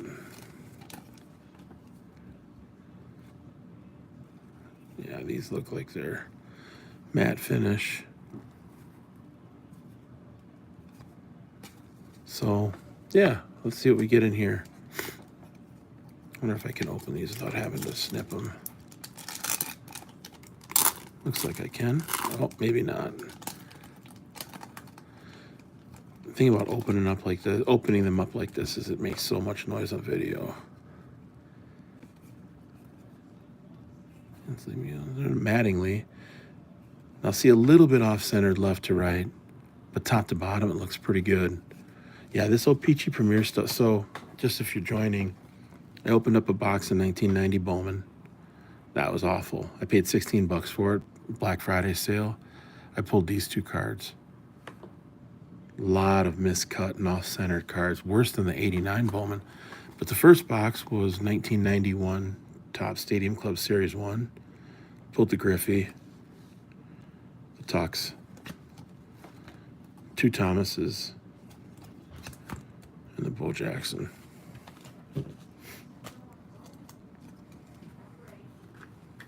So that's what we got so far.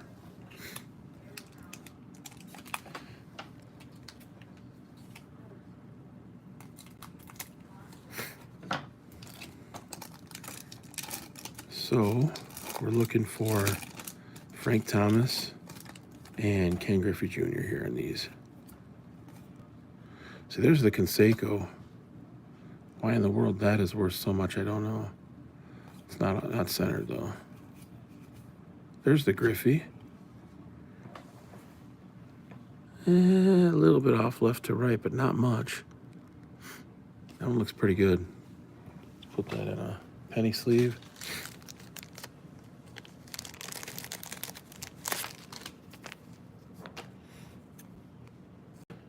So this box was $9. I think they had $12 on it. And, it's got a little dimple there. Damn.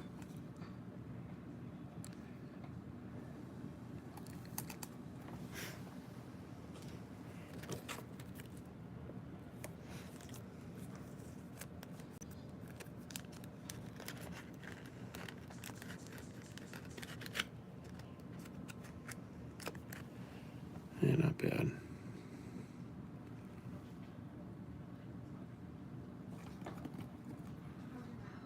Back looks pretty good.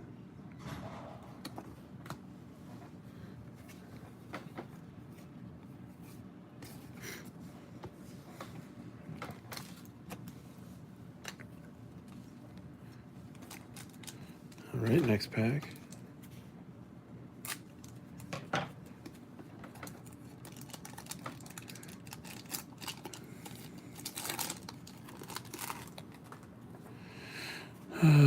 Let's see here.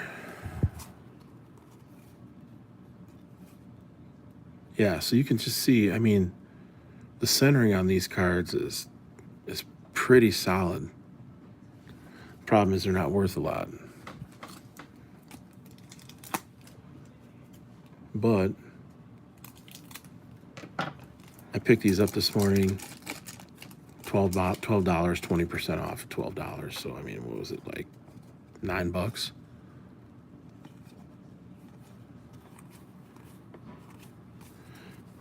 So far we've got this, which is about $100. Let me look on 130 point and see what that's at right now.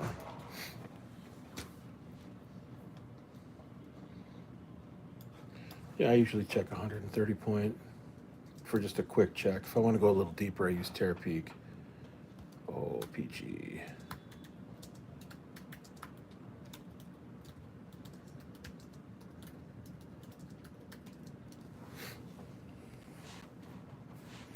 While it's thinking, let's get to this next pack.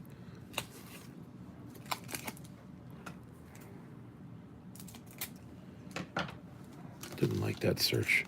I didn't put the dashes in for O-Peachy. Maybe you didn't like that. All right, let's see what we got here. Is that a Bernie Williams rookie card?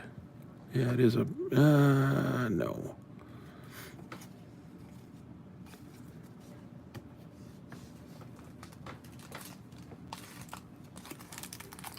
So O-Peachy Premier, this wasn't something that was available to me when I was growing up. I mean, I saw it at card shows, mostly the Frank Thomas.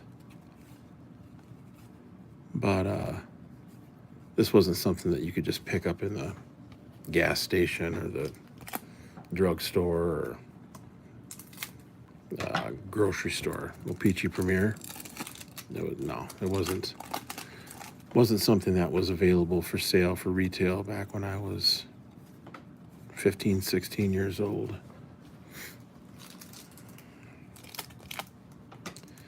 O-Peachy I'd heard of O-Peachy, but I always felt like it was like kind of a second class type of product.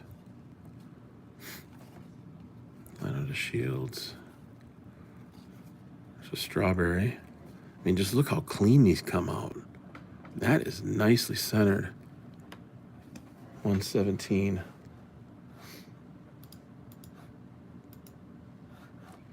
Oh, let's see here. The strawberry's only $10 and a PSA 10 though.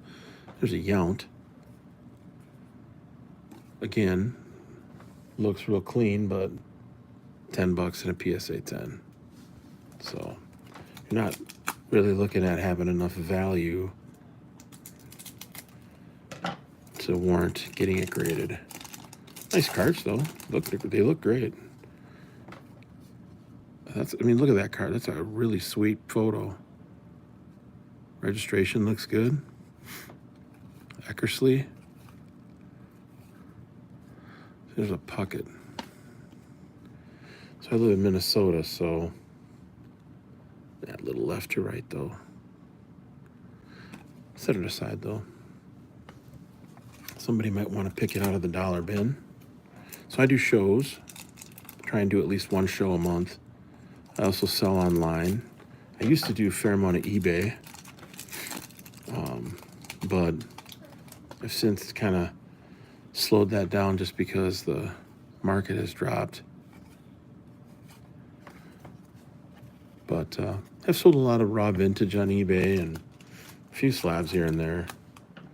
Every once in a while I'll do an auction just to kind of mix things up, but I do most of my selling on myslabs.com.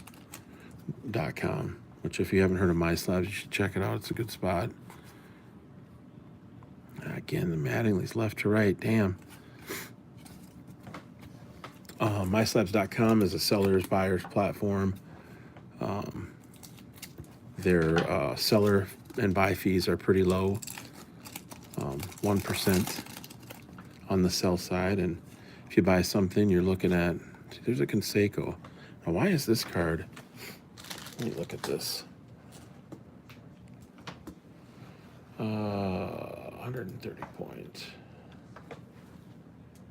1991. Oh, peachy.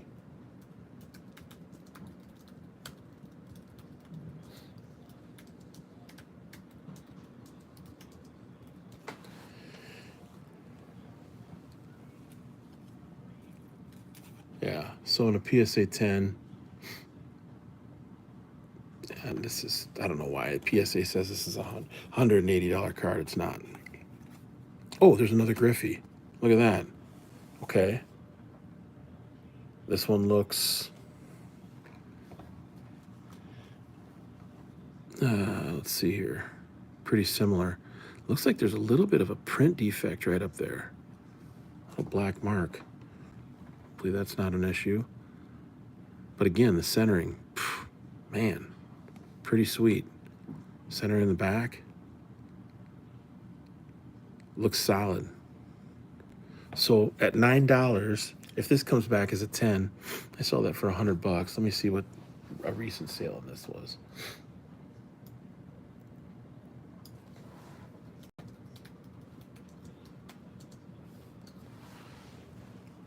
Get a penny sleeve out while that's thinking. Oh, $45. So you got to ask yourself, is it worth to even send it in? If it's $20 to send it into PSA, you could send it into CSG. Not gonna probably sell it quick. You know, I love CSG. I love their slabs, but the liquidity of the resale on CSG slab cards is pretty low. But still, so far I've spent $9 and I've pulled these two cards out. Haven't even picked up the Thomas yet. So we're not doing too bad.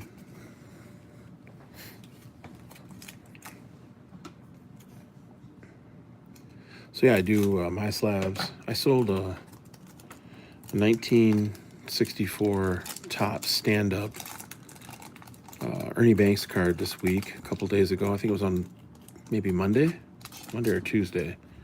I think it was Tuesday. I sold that for $165. That was in a PSA 5 slab. And then yesterday, woke up in the morning and saw that I had an offer for $875 on a 59 Topps Bob Gibson rookie card, and sold that for $875. I had it listed for $900. The most recent card ladder sale was $885, so I think it was a fair deal overall. So sold that, and yeah, I think I've got probably 400 or so slabs on My Slabs. I kind of use My Slabs as a clearinghouse for all of my slab cards, so you can find them there if you're interested in checking those out.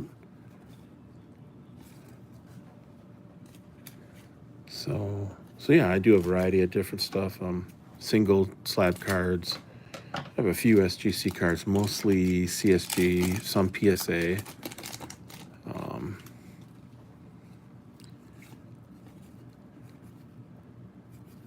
This is a nice pack.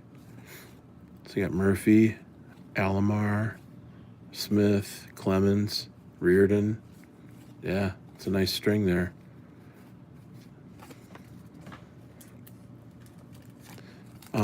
What else do I got?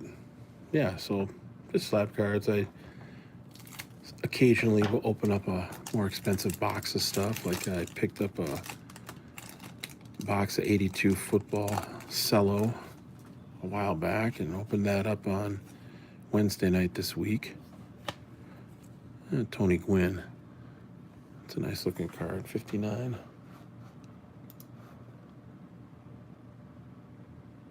$25.25.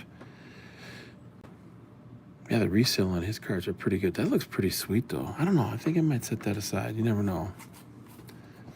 Might be worth sending that in. Definitely if PSA's prices come down.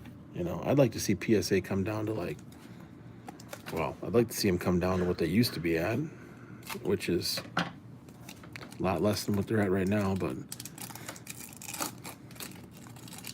if they could come down to say 10, 12, 15 at the most. Get their turnaround times a little faster.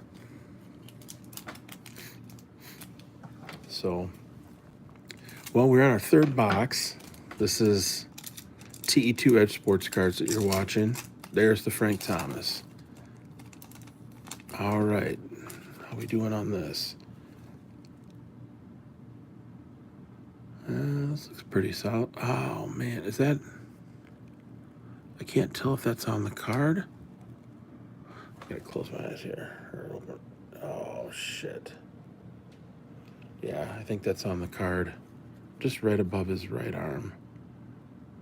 That right there. I don't think that's supposed to be on the card. Oh, that's too bad. That's a sweet card of Boggs.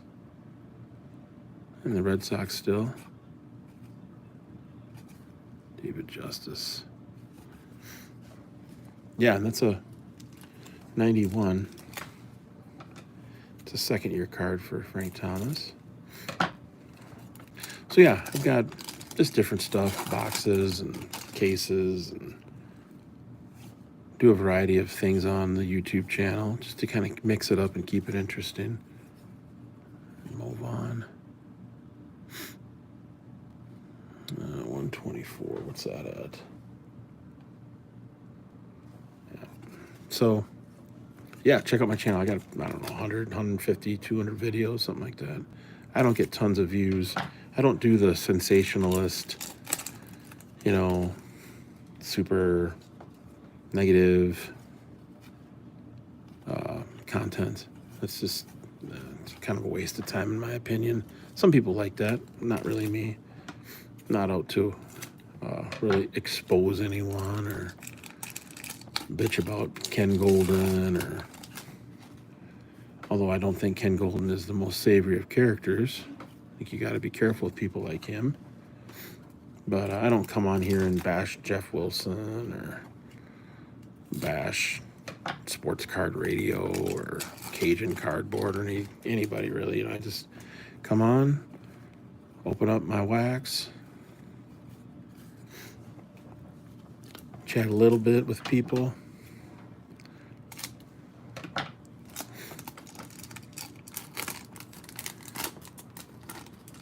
I'm going to take a break here, though, and keep there's a Sandberg. Brett. Juan Gonzalez. Molitor, that's a nice pack. Sandberg, Brett, Gonzalez, Molitor.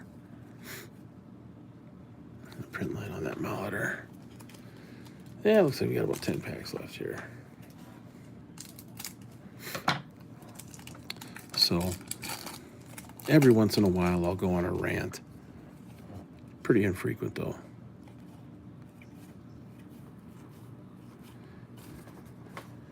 It's just not something that's, in my opinion, a great use of my time. Just to go and do YouTube videos and go on rants. But every once in a while, I be in my bonnet and go off a little bit. Sometimes it's about CSG. People who are bashing on CSG who don't even know what they're talking about. Other times it's regarding PSA and their inconsistency in their grading.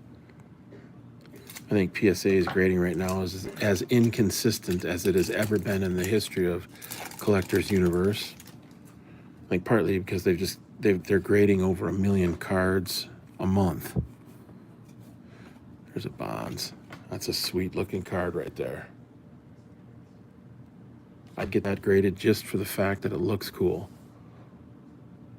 It's one thing about grading cards, it's $36. Yeah, one thing about grading cards is don't grade cards unless you're just in it for the money, which some people are. If you're just in it for the resale value. But don't grade cards if you don't like the way it looks. fact, if you don't like the way the card looks and you don't plan to sell it, don't grade it. Don't slab it up. Like this card looks fantastic. This card, man, that's a sweet looking card coming right out of the batter's box.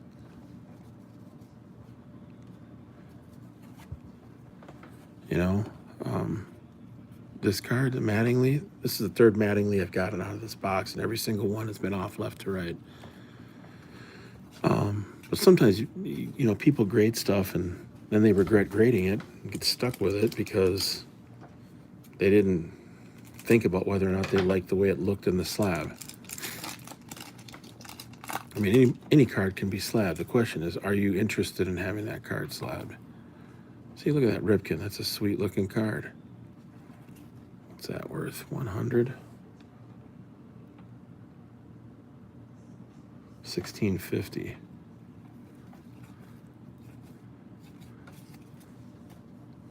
All right, let's go here to the next pack. So far, we've opened up a box of, well, this is 91 O-Pee-Chee Premier. If you're familiar with 91 O-Pee-Chee Premier, it was O-Pee-Chee's premium product back in the early 90s.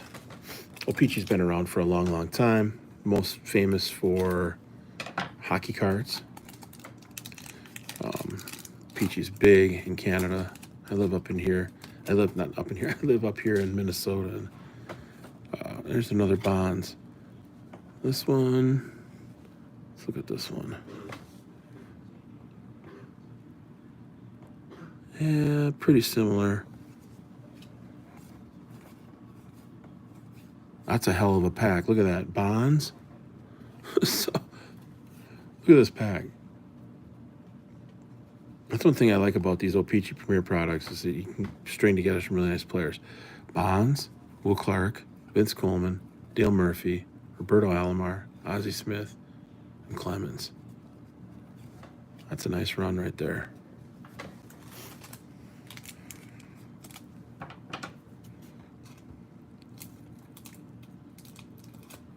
Still haven't gotten a clean Thomas yet. Let's see if we can get one here in these last two packs. Nope. In the last pack here, I had a couple people stop in. We had 3 people watching at one point. I had a solid person here the whole time. No, we got 2.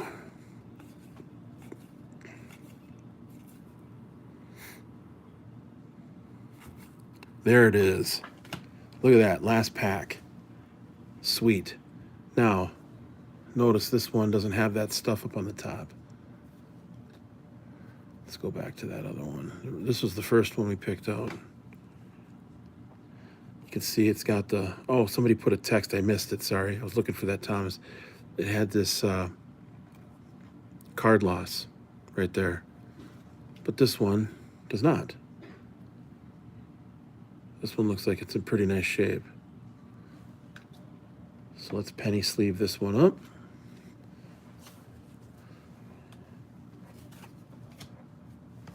And clean up.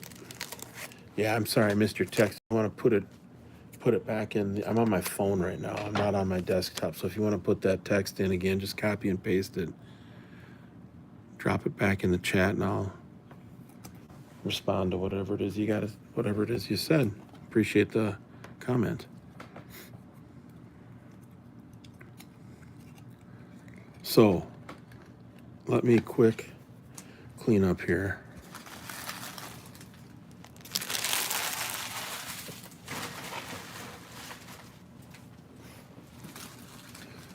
Definitely ripped some wax today.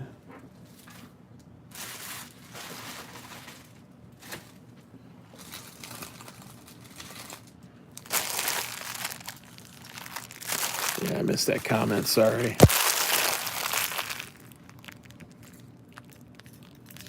So today I went to a card shop, Ultimate Collectibles, out in Hopkins, Minnesota. doing 20% off on Black Friday. And picked up a few boxes. So the last box that I opened up, just saying I have a few cards that I thought be great for my PC. Oh yeah, for sure. Yeah, definitely. That's a great idea. Yeah, I mean, just if you're looking to PC some stuff, it's always nice to send them in and get them graded up. So as I was seeing this box of the most recent box that I opened up, the O-Pee-Chee Premier, it was $12, 20% off, so it was like $9-10. These are the 3 cards I pulled out that I'll send in. I'll send these 2 in for sure. Probably send this one in too, and have it screened. I mean, it's 56 and a 10. And these premieres come out pretty clean. A couple other cards I've picked up. These are the only 2 out of box of 9. Yeah, thanks. Appreciate that, Woody. Opened up a whole box of 1990 Bowman. Man, those cards were cut so poorly. A lot of off-center top to bottom. But I did pull these 2 out. Those 2 look nice. And then the first box, if you weren't watching, was 91 Topps inaugural Stadium Club. Got the Griffey. Pulled out a Bow. A couple Frank Thomases. And a Nolan Ryan Tuxedo. These are the 2 more valuable cards, though, in that 91 Topps Stadium Club. And then I've pulled a few others that I haven't sleeved up yet, but these are all probably $25 to $30. This one, yeah, Stadium Club. I mean, it's just, I don't know. Look at these photographs. Fantastic. And it's not too expensive. Just the quality of the photos is just off the charts. So, all right. So I got 2 people watching. Should I keep going? What should we do next? How about classic junk wax? How about this?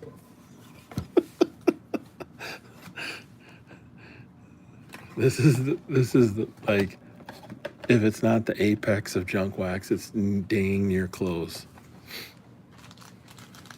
So this set, there is only 1 card really of value. Well, I guess the Randy Johnson, maybe. But you're really looking at the 89 Griffey. That card is impossible to find in decent condition out of these packs. And believe it or not, I have a case of this stuff, and I've gone through and opened probably close to 15 boxes. 3 or 4 of the boxes, $89. I know, isn't it hilarious? It is very classic. I was this came out and I was 15, so I had a summer job, so I actually had access to a little money. And I bought so many rack packs of this. It's insane. I think at one time I had, I don't know, maybe 27 Griffey Jr. rookie cards, but like none of them were centered. Yeah, so $89. It's like, it's a junk wax city, man. This is a junk wax marathon you're watching right now. TE2 Edge Sports Cards. If you're into junk wax, you came to the right place. We've been opening junk wax here for 2 hours now. I've heard people that open up junk wax for like, they'll go like 24 hours. I'd like to have a junk wax-a-thon where you could have like just people opening up like the most junky wax of all time. And just have it be like, look at this. What in the hell happened to this card? Oh my God. That's actually a decent card. It's the Sheffield. A little off left to right. I'll pull it aside. I love Sheffield. I think he should be in the Hall, but I think he's implicated with all those other steroid users. I don't know if you've seen the YouTube video. YouTube do a YouTube search of Gary Sheffield, and you'll see a video from the last year where he's hitting softball after softball out of this stadium while smoking a gigantic cigar. It's freaking classic. The guy's like 50 years old. That Sheffield swing was a violent swing. I was always bummed out that he left the Brewers.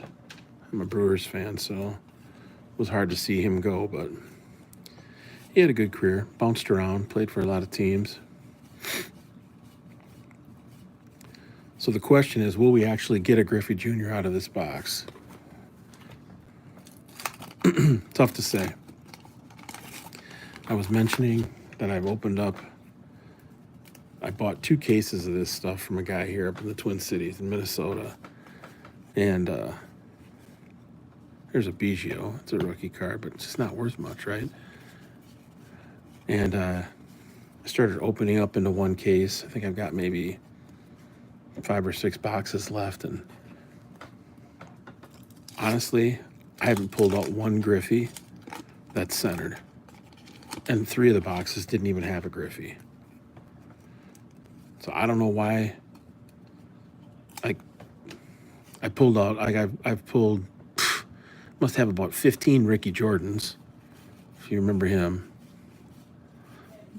But yeah, Griffey's hard to come by in these 89 Donruss boxes.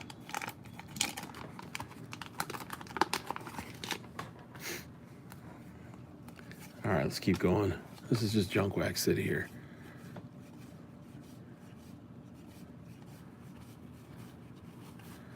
One thing that's nice about these 89 Donruss cards, though, is that they're easy to go through. They're easy to open.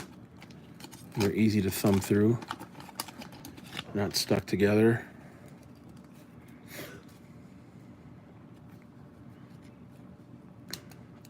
Except for this one card.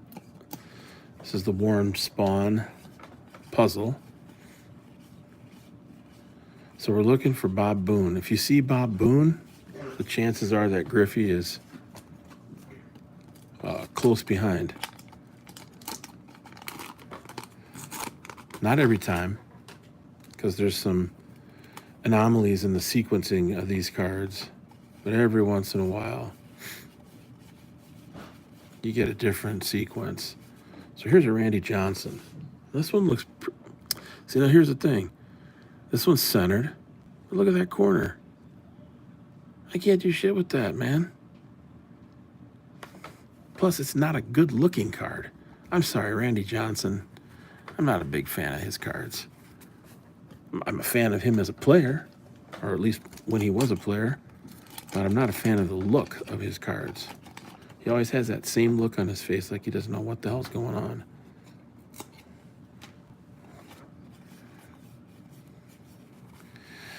So, here's McGuire, off-centered, of course. Looks depressed. He looks like he just smoked like 10 packs of cigarettes and had a couple glasses of whiskey. Yeah, he does look depressed. Maybe he just beamed somebody in the head with a 98-mile-an-hour fastball. Feels bad about it. His stuff was wicked. Randy Johnson stuff. All right, so we still have yet to see a Griffey. Big surprise.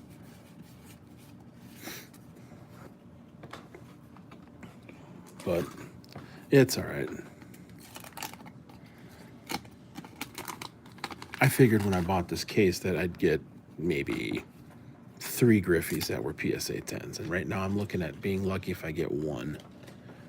The thing is, an 89 Griffey, 89 Donruss Griffey Jr. and a PSA 10, because it is so hard to pull a PSA 10 out of these boxes, you're looking at $350,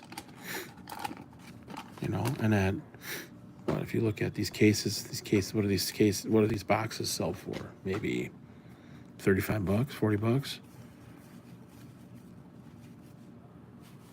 You know, you basically need to pull out 2 10s to cover your costs on a case. I think I paid maybe $400 for this case, $450. I don't think it was more than $500. In fact, I know it wasn't. So 20 cases. Yeah, I paid about $25 a box, because 20 cases is times 25 is 500. No, it's like 25 bucks a box. So you got to pull out. Oh, that's my dog. You got to pull out at least 2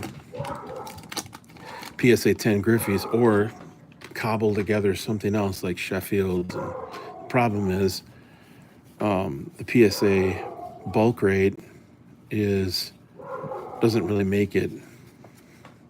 I mean, unless you know you're getting 10s. So, all right, let's keep plowing away here. This is work, man. I'm telling you. Good Friday. Or not Good Friday, but Black Friday, I should say. What do we got here? Nope. The mailman must be at the door.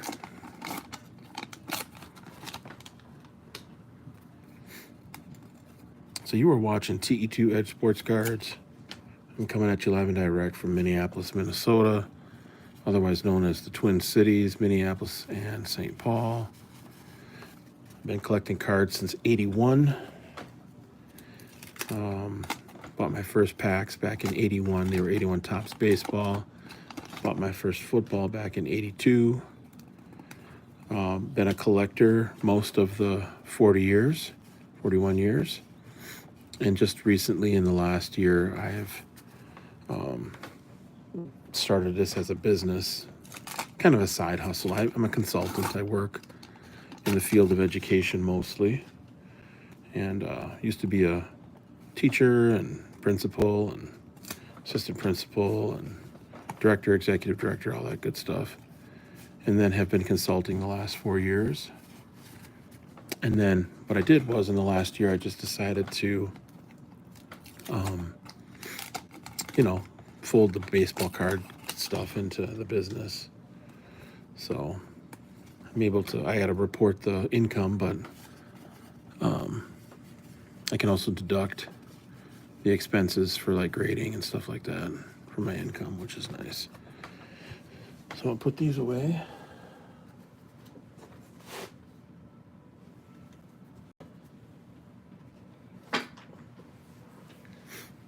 Let's go to the next pack. Yeah, I've really enjoyed doing this. It's been a lot of fun. Made a little money, spent a little money. Probably haven't made what I've spent. There's another Johnson. Probably haven't made what I know I haven't made what I've spent so far, but I do have some pretty good inventory on hand right now. Let me show you a little bit of what I got.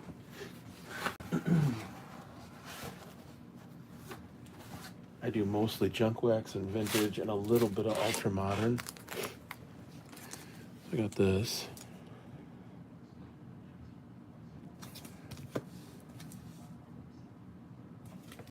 Some 54s here.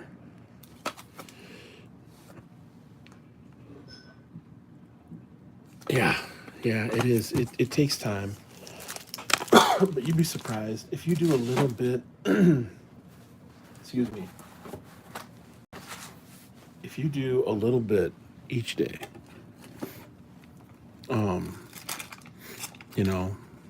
it adds up. The startup takes a lot of time. I'm not gonna lie about that. But once you get going, those up on my slabs. Yes, they are. Yeah, the way you find my stuff on my slab, you can find it right now, is just go to my slabs and go to the search and type in T, the letter E, and the number 2. And then hit the magnifying glass. And you'll see the 400 or so slabs I got up there. So I do a lot with my slabs, eBay. The fees on eBay, I think this year my fees are at like 24%. I don't know if that's normal for other people, but it's been pretty fee-based. But the thing that's nice is that the fees are deductible when you run this as a business. All right, so the cost of selling fees, transactional fees, credit card fees, all that stuff is deductible, legitimately deductible. You have to keep track of it, but that's not too hard. eBay has summary reports that you can bump out that help you keep track of everything. But yeah, eBay's fine. I've done it plenty. I mean, probably sold maybe, I can't even, maybe $20,000 worth of cards on eBay. I'll put these away.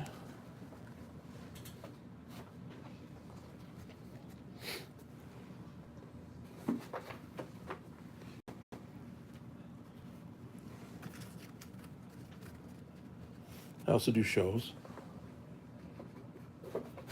Typically, I do a show in Bloomington, Minnesota, the first Saturday of every month.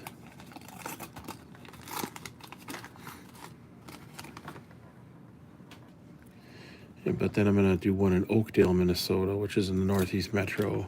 I'm going to do that the 22nd, the 23rd, and the 24th. So 3 days back to back.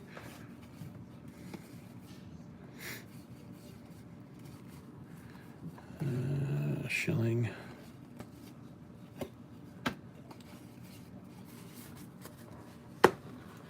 Let's get these other ones out of here. So still no Griffey. I had no idea that the insertion rate on these Griffies was so low for $89. I had no idea because I didn't buy a lot of the $89 wax. What I would do is I would go to the grocery store and look for rack packs, because grocery stores in my hometown are the ones that typically are the places that typically had the rack packs. And if you knew the sequence, which I did, you could go through the rack packs and you could just basically slide the cards back just a tiny bit or look for what was on top. And if you saw Bob Boone on top, you knew that you had a Griffey likely on the inside. So that's why I pulled most of those Griffies out of rack packs. But Donruss wax, I didn't buy a lot of $89 Donruss wax.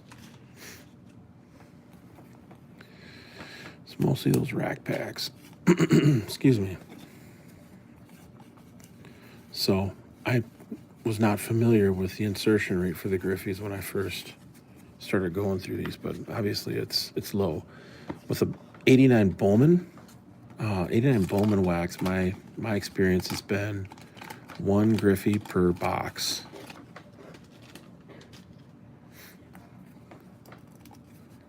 Which is pretty low. I mean, I don't know. And I did buy some 89 Bowman wax back in the day, and I think I pulled out one Griffey out of the stuff that I bought. I didn't buy a ton of it, but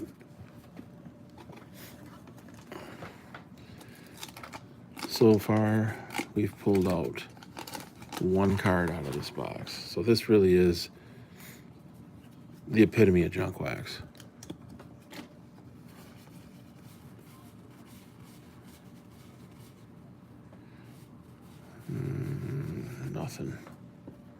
Nothing. And bonds. You don't see many bonds, $89 cards in these boxes. Nope. I think I've pulled out one out of maybe like 10 boxes.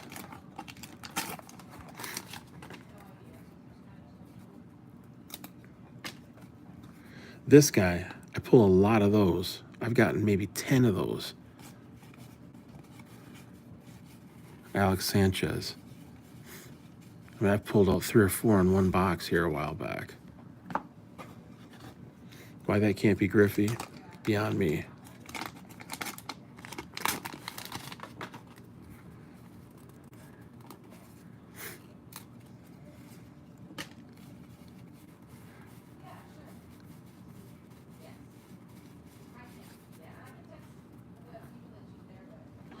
So we got 2 packs left, no Griffey. This whole box. All these packs, no Griffey. That just cracks me up, man.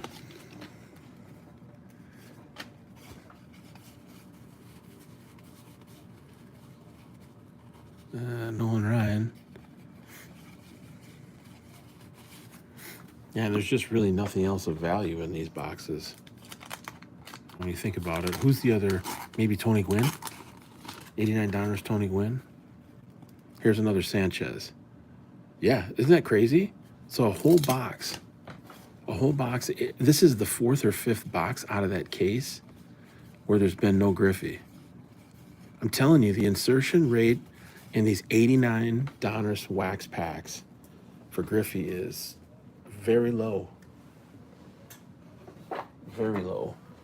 And of course, you know, when you, excuse me, I'm going to put it up here. When you consider how tough it is to get it centered, I mean, I don't know. It's a tough pull, a really tough pull. It's one of the tougher pulls I've been associated with when it comes to junk wax. All right, so cleaning up this mess here. My garbage bag is getting full.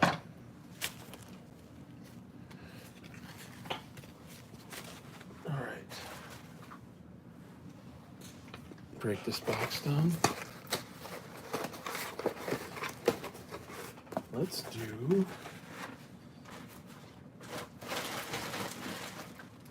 I gotta take a little break here. Gotta check in on my kids. They're upstairs, see if they need anything, but I'll come back here in a few seconds, few minutes. So just hang tight if you're still watching, take a break or whatever. I mean, we're 147 minutes in, so a 5-minute break isn't gonna kill me or kill you. But I'll be back. This is a marathon, so junk wax marathon, so I'll keep going. At least as long as I have space to. Running out of space in my 5,000. You got to run? Okay, cool. Maybe I'll take a break here. Yeah, check me out on my side. Yeah, I might take a break here too. It's been a good run, and I'm running out of space in my 5,000 count box. So why don't I call her, and I can always jump back on a little bit later today. All right, peace out. One love.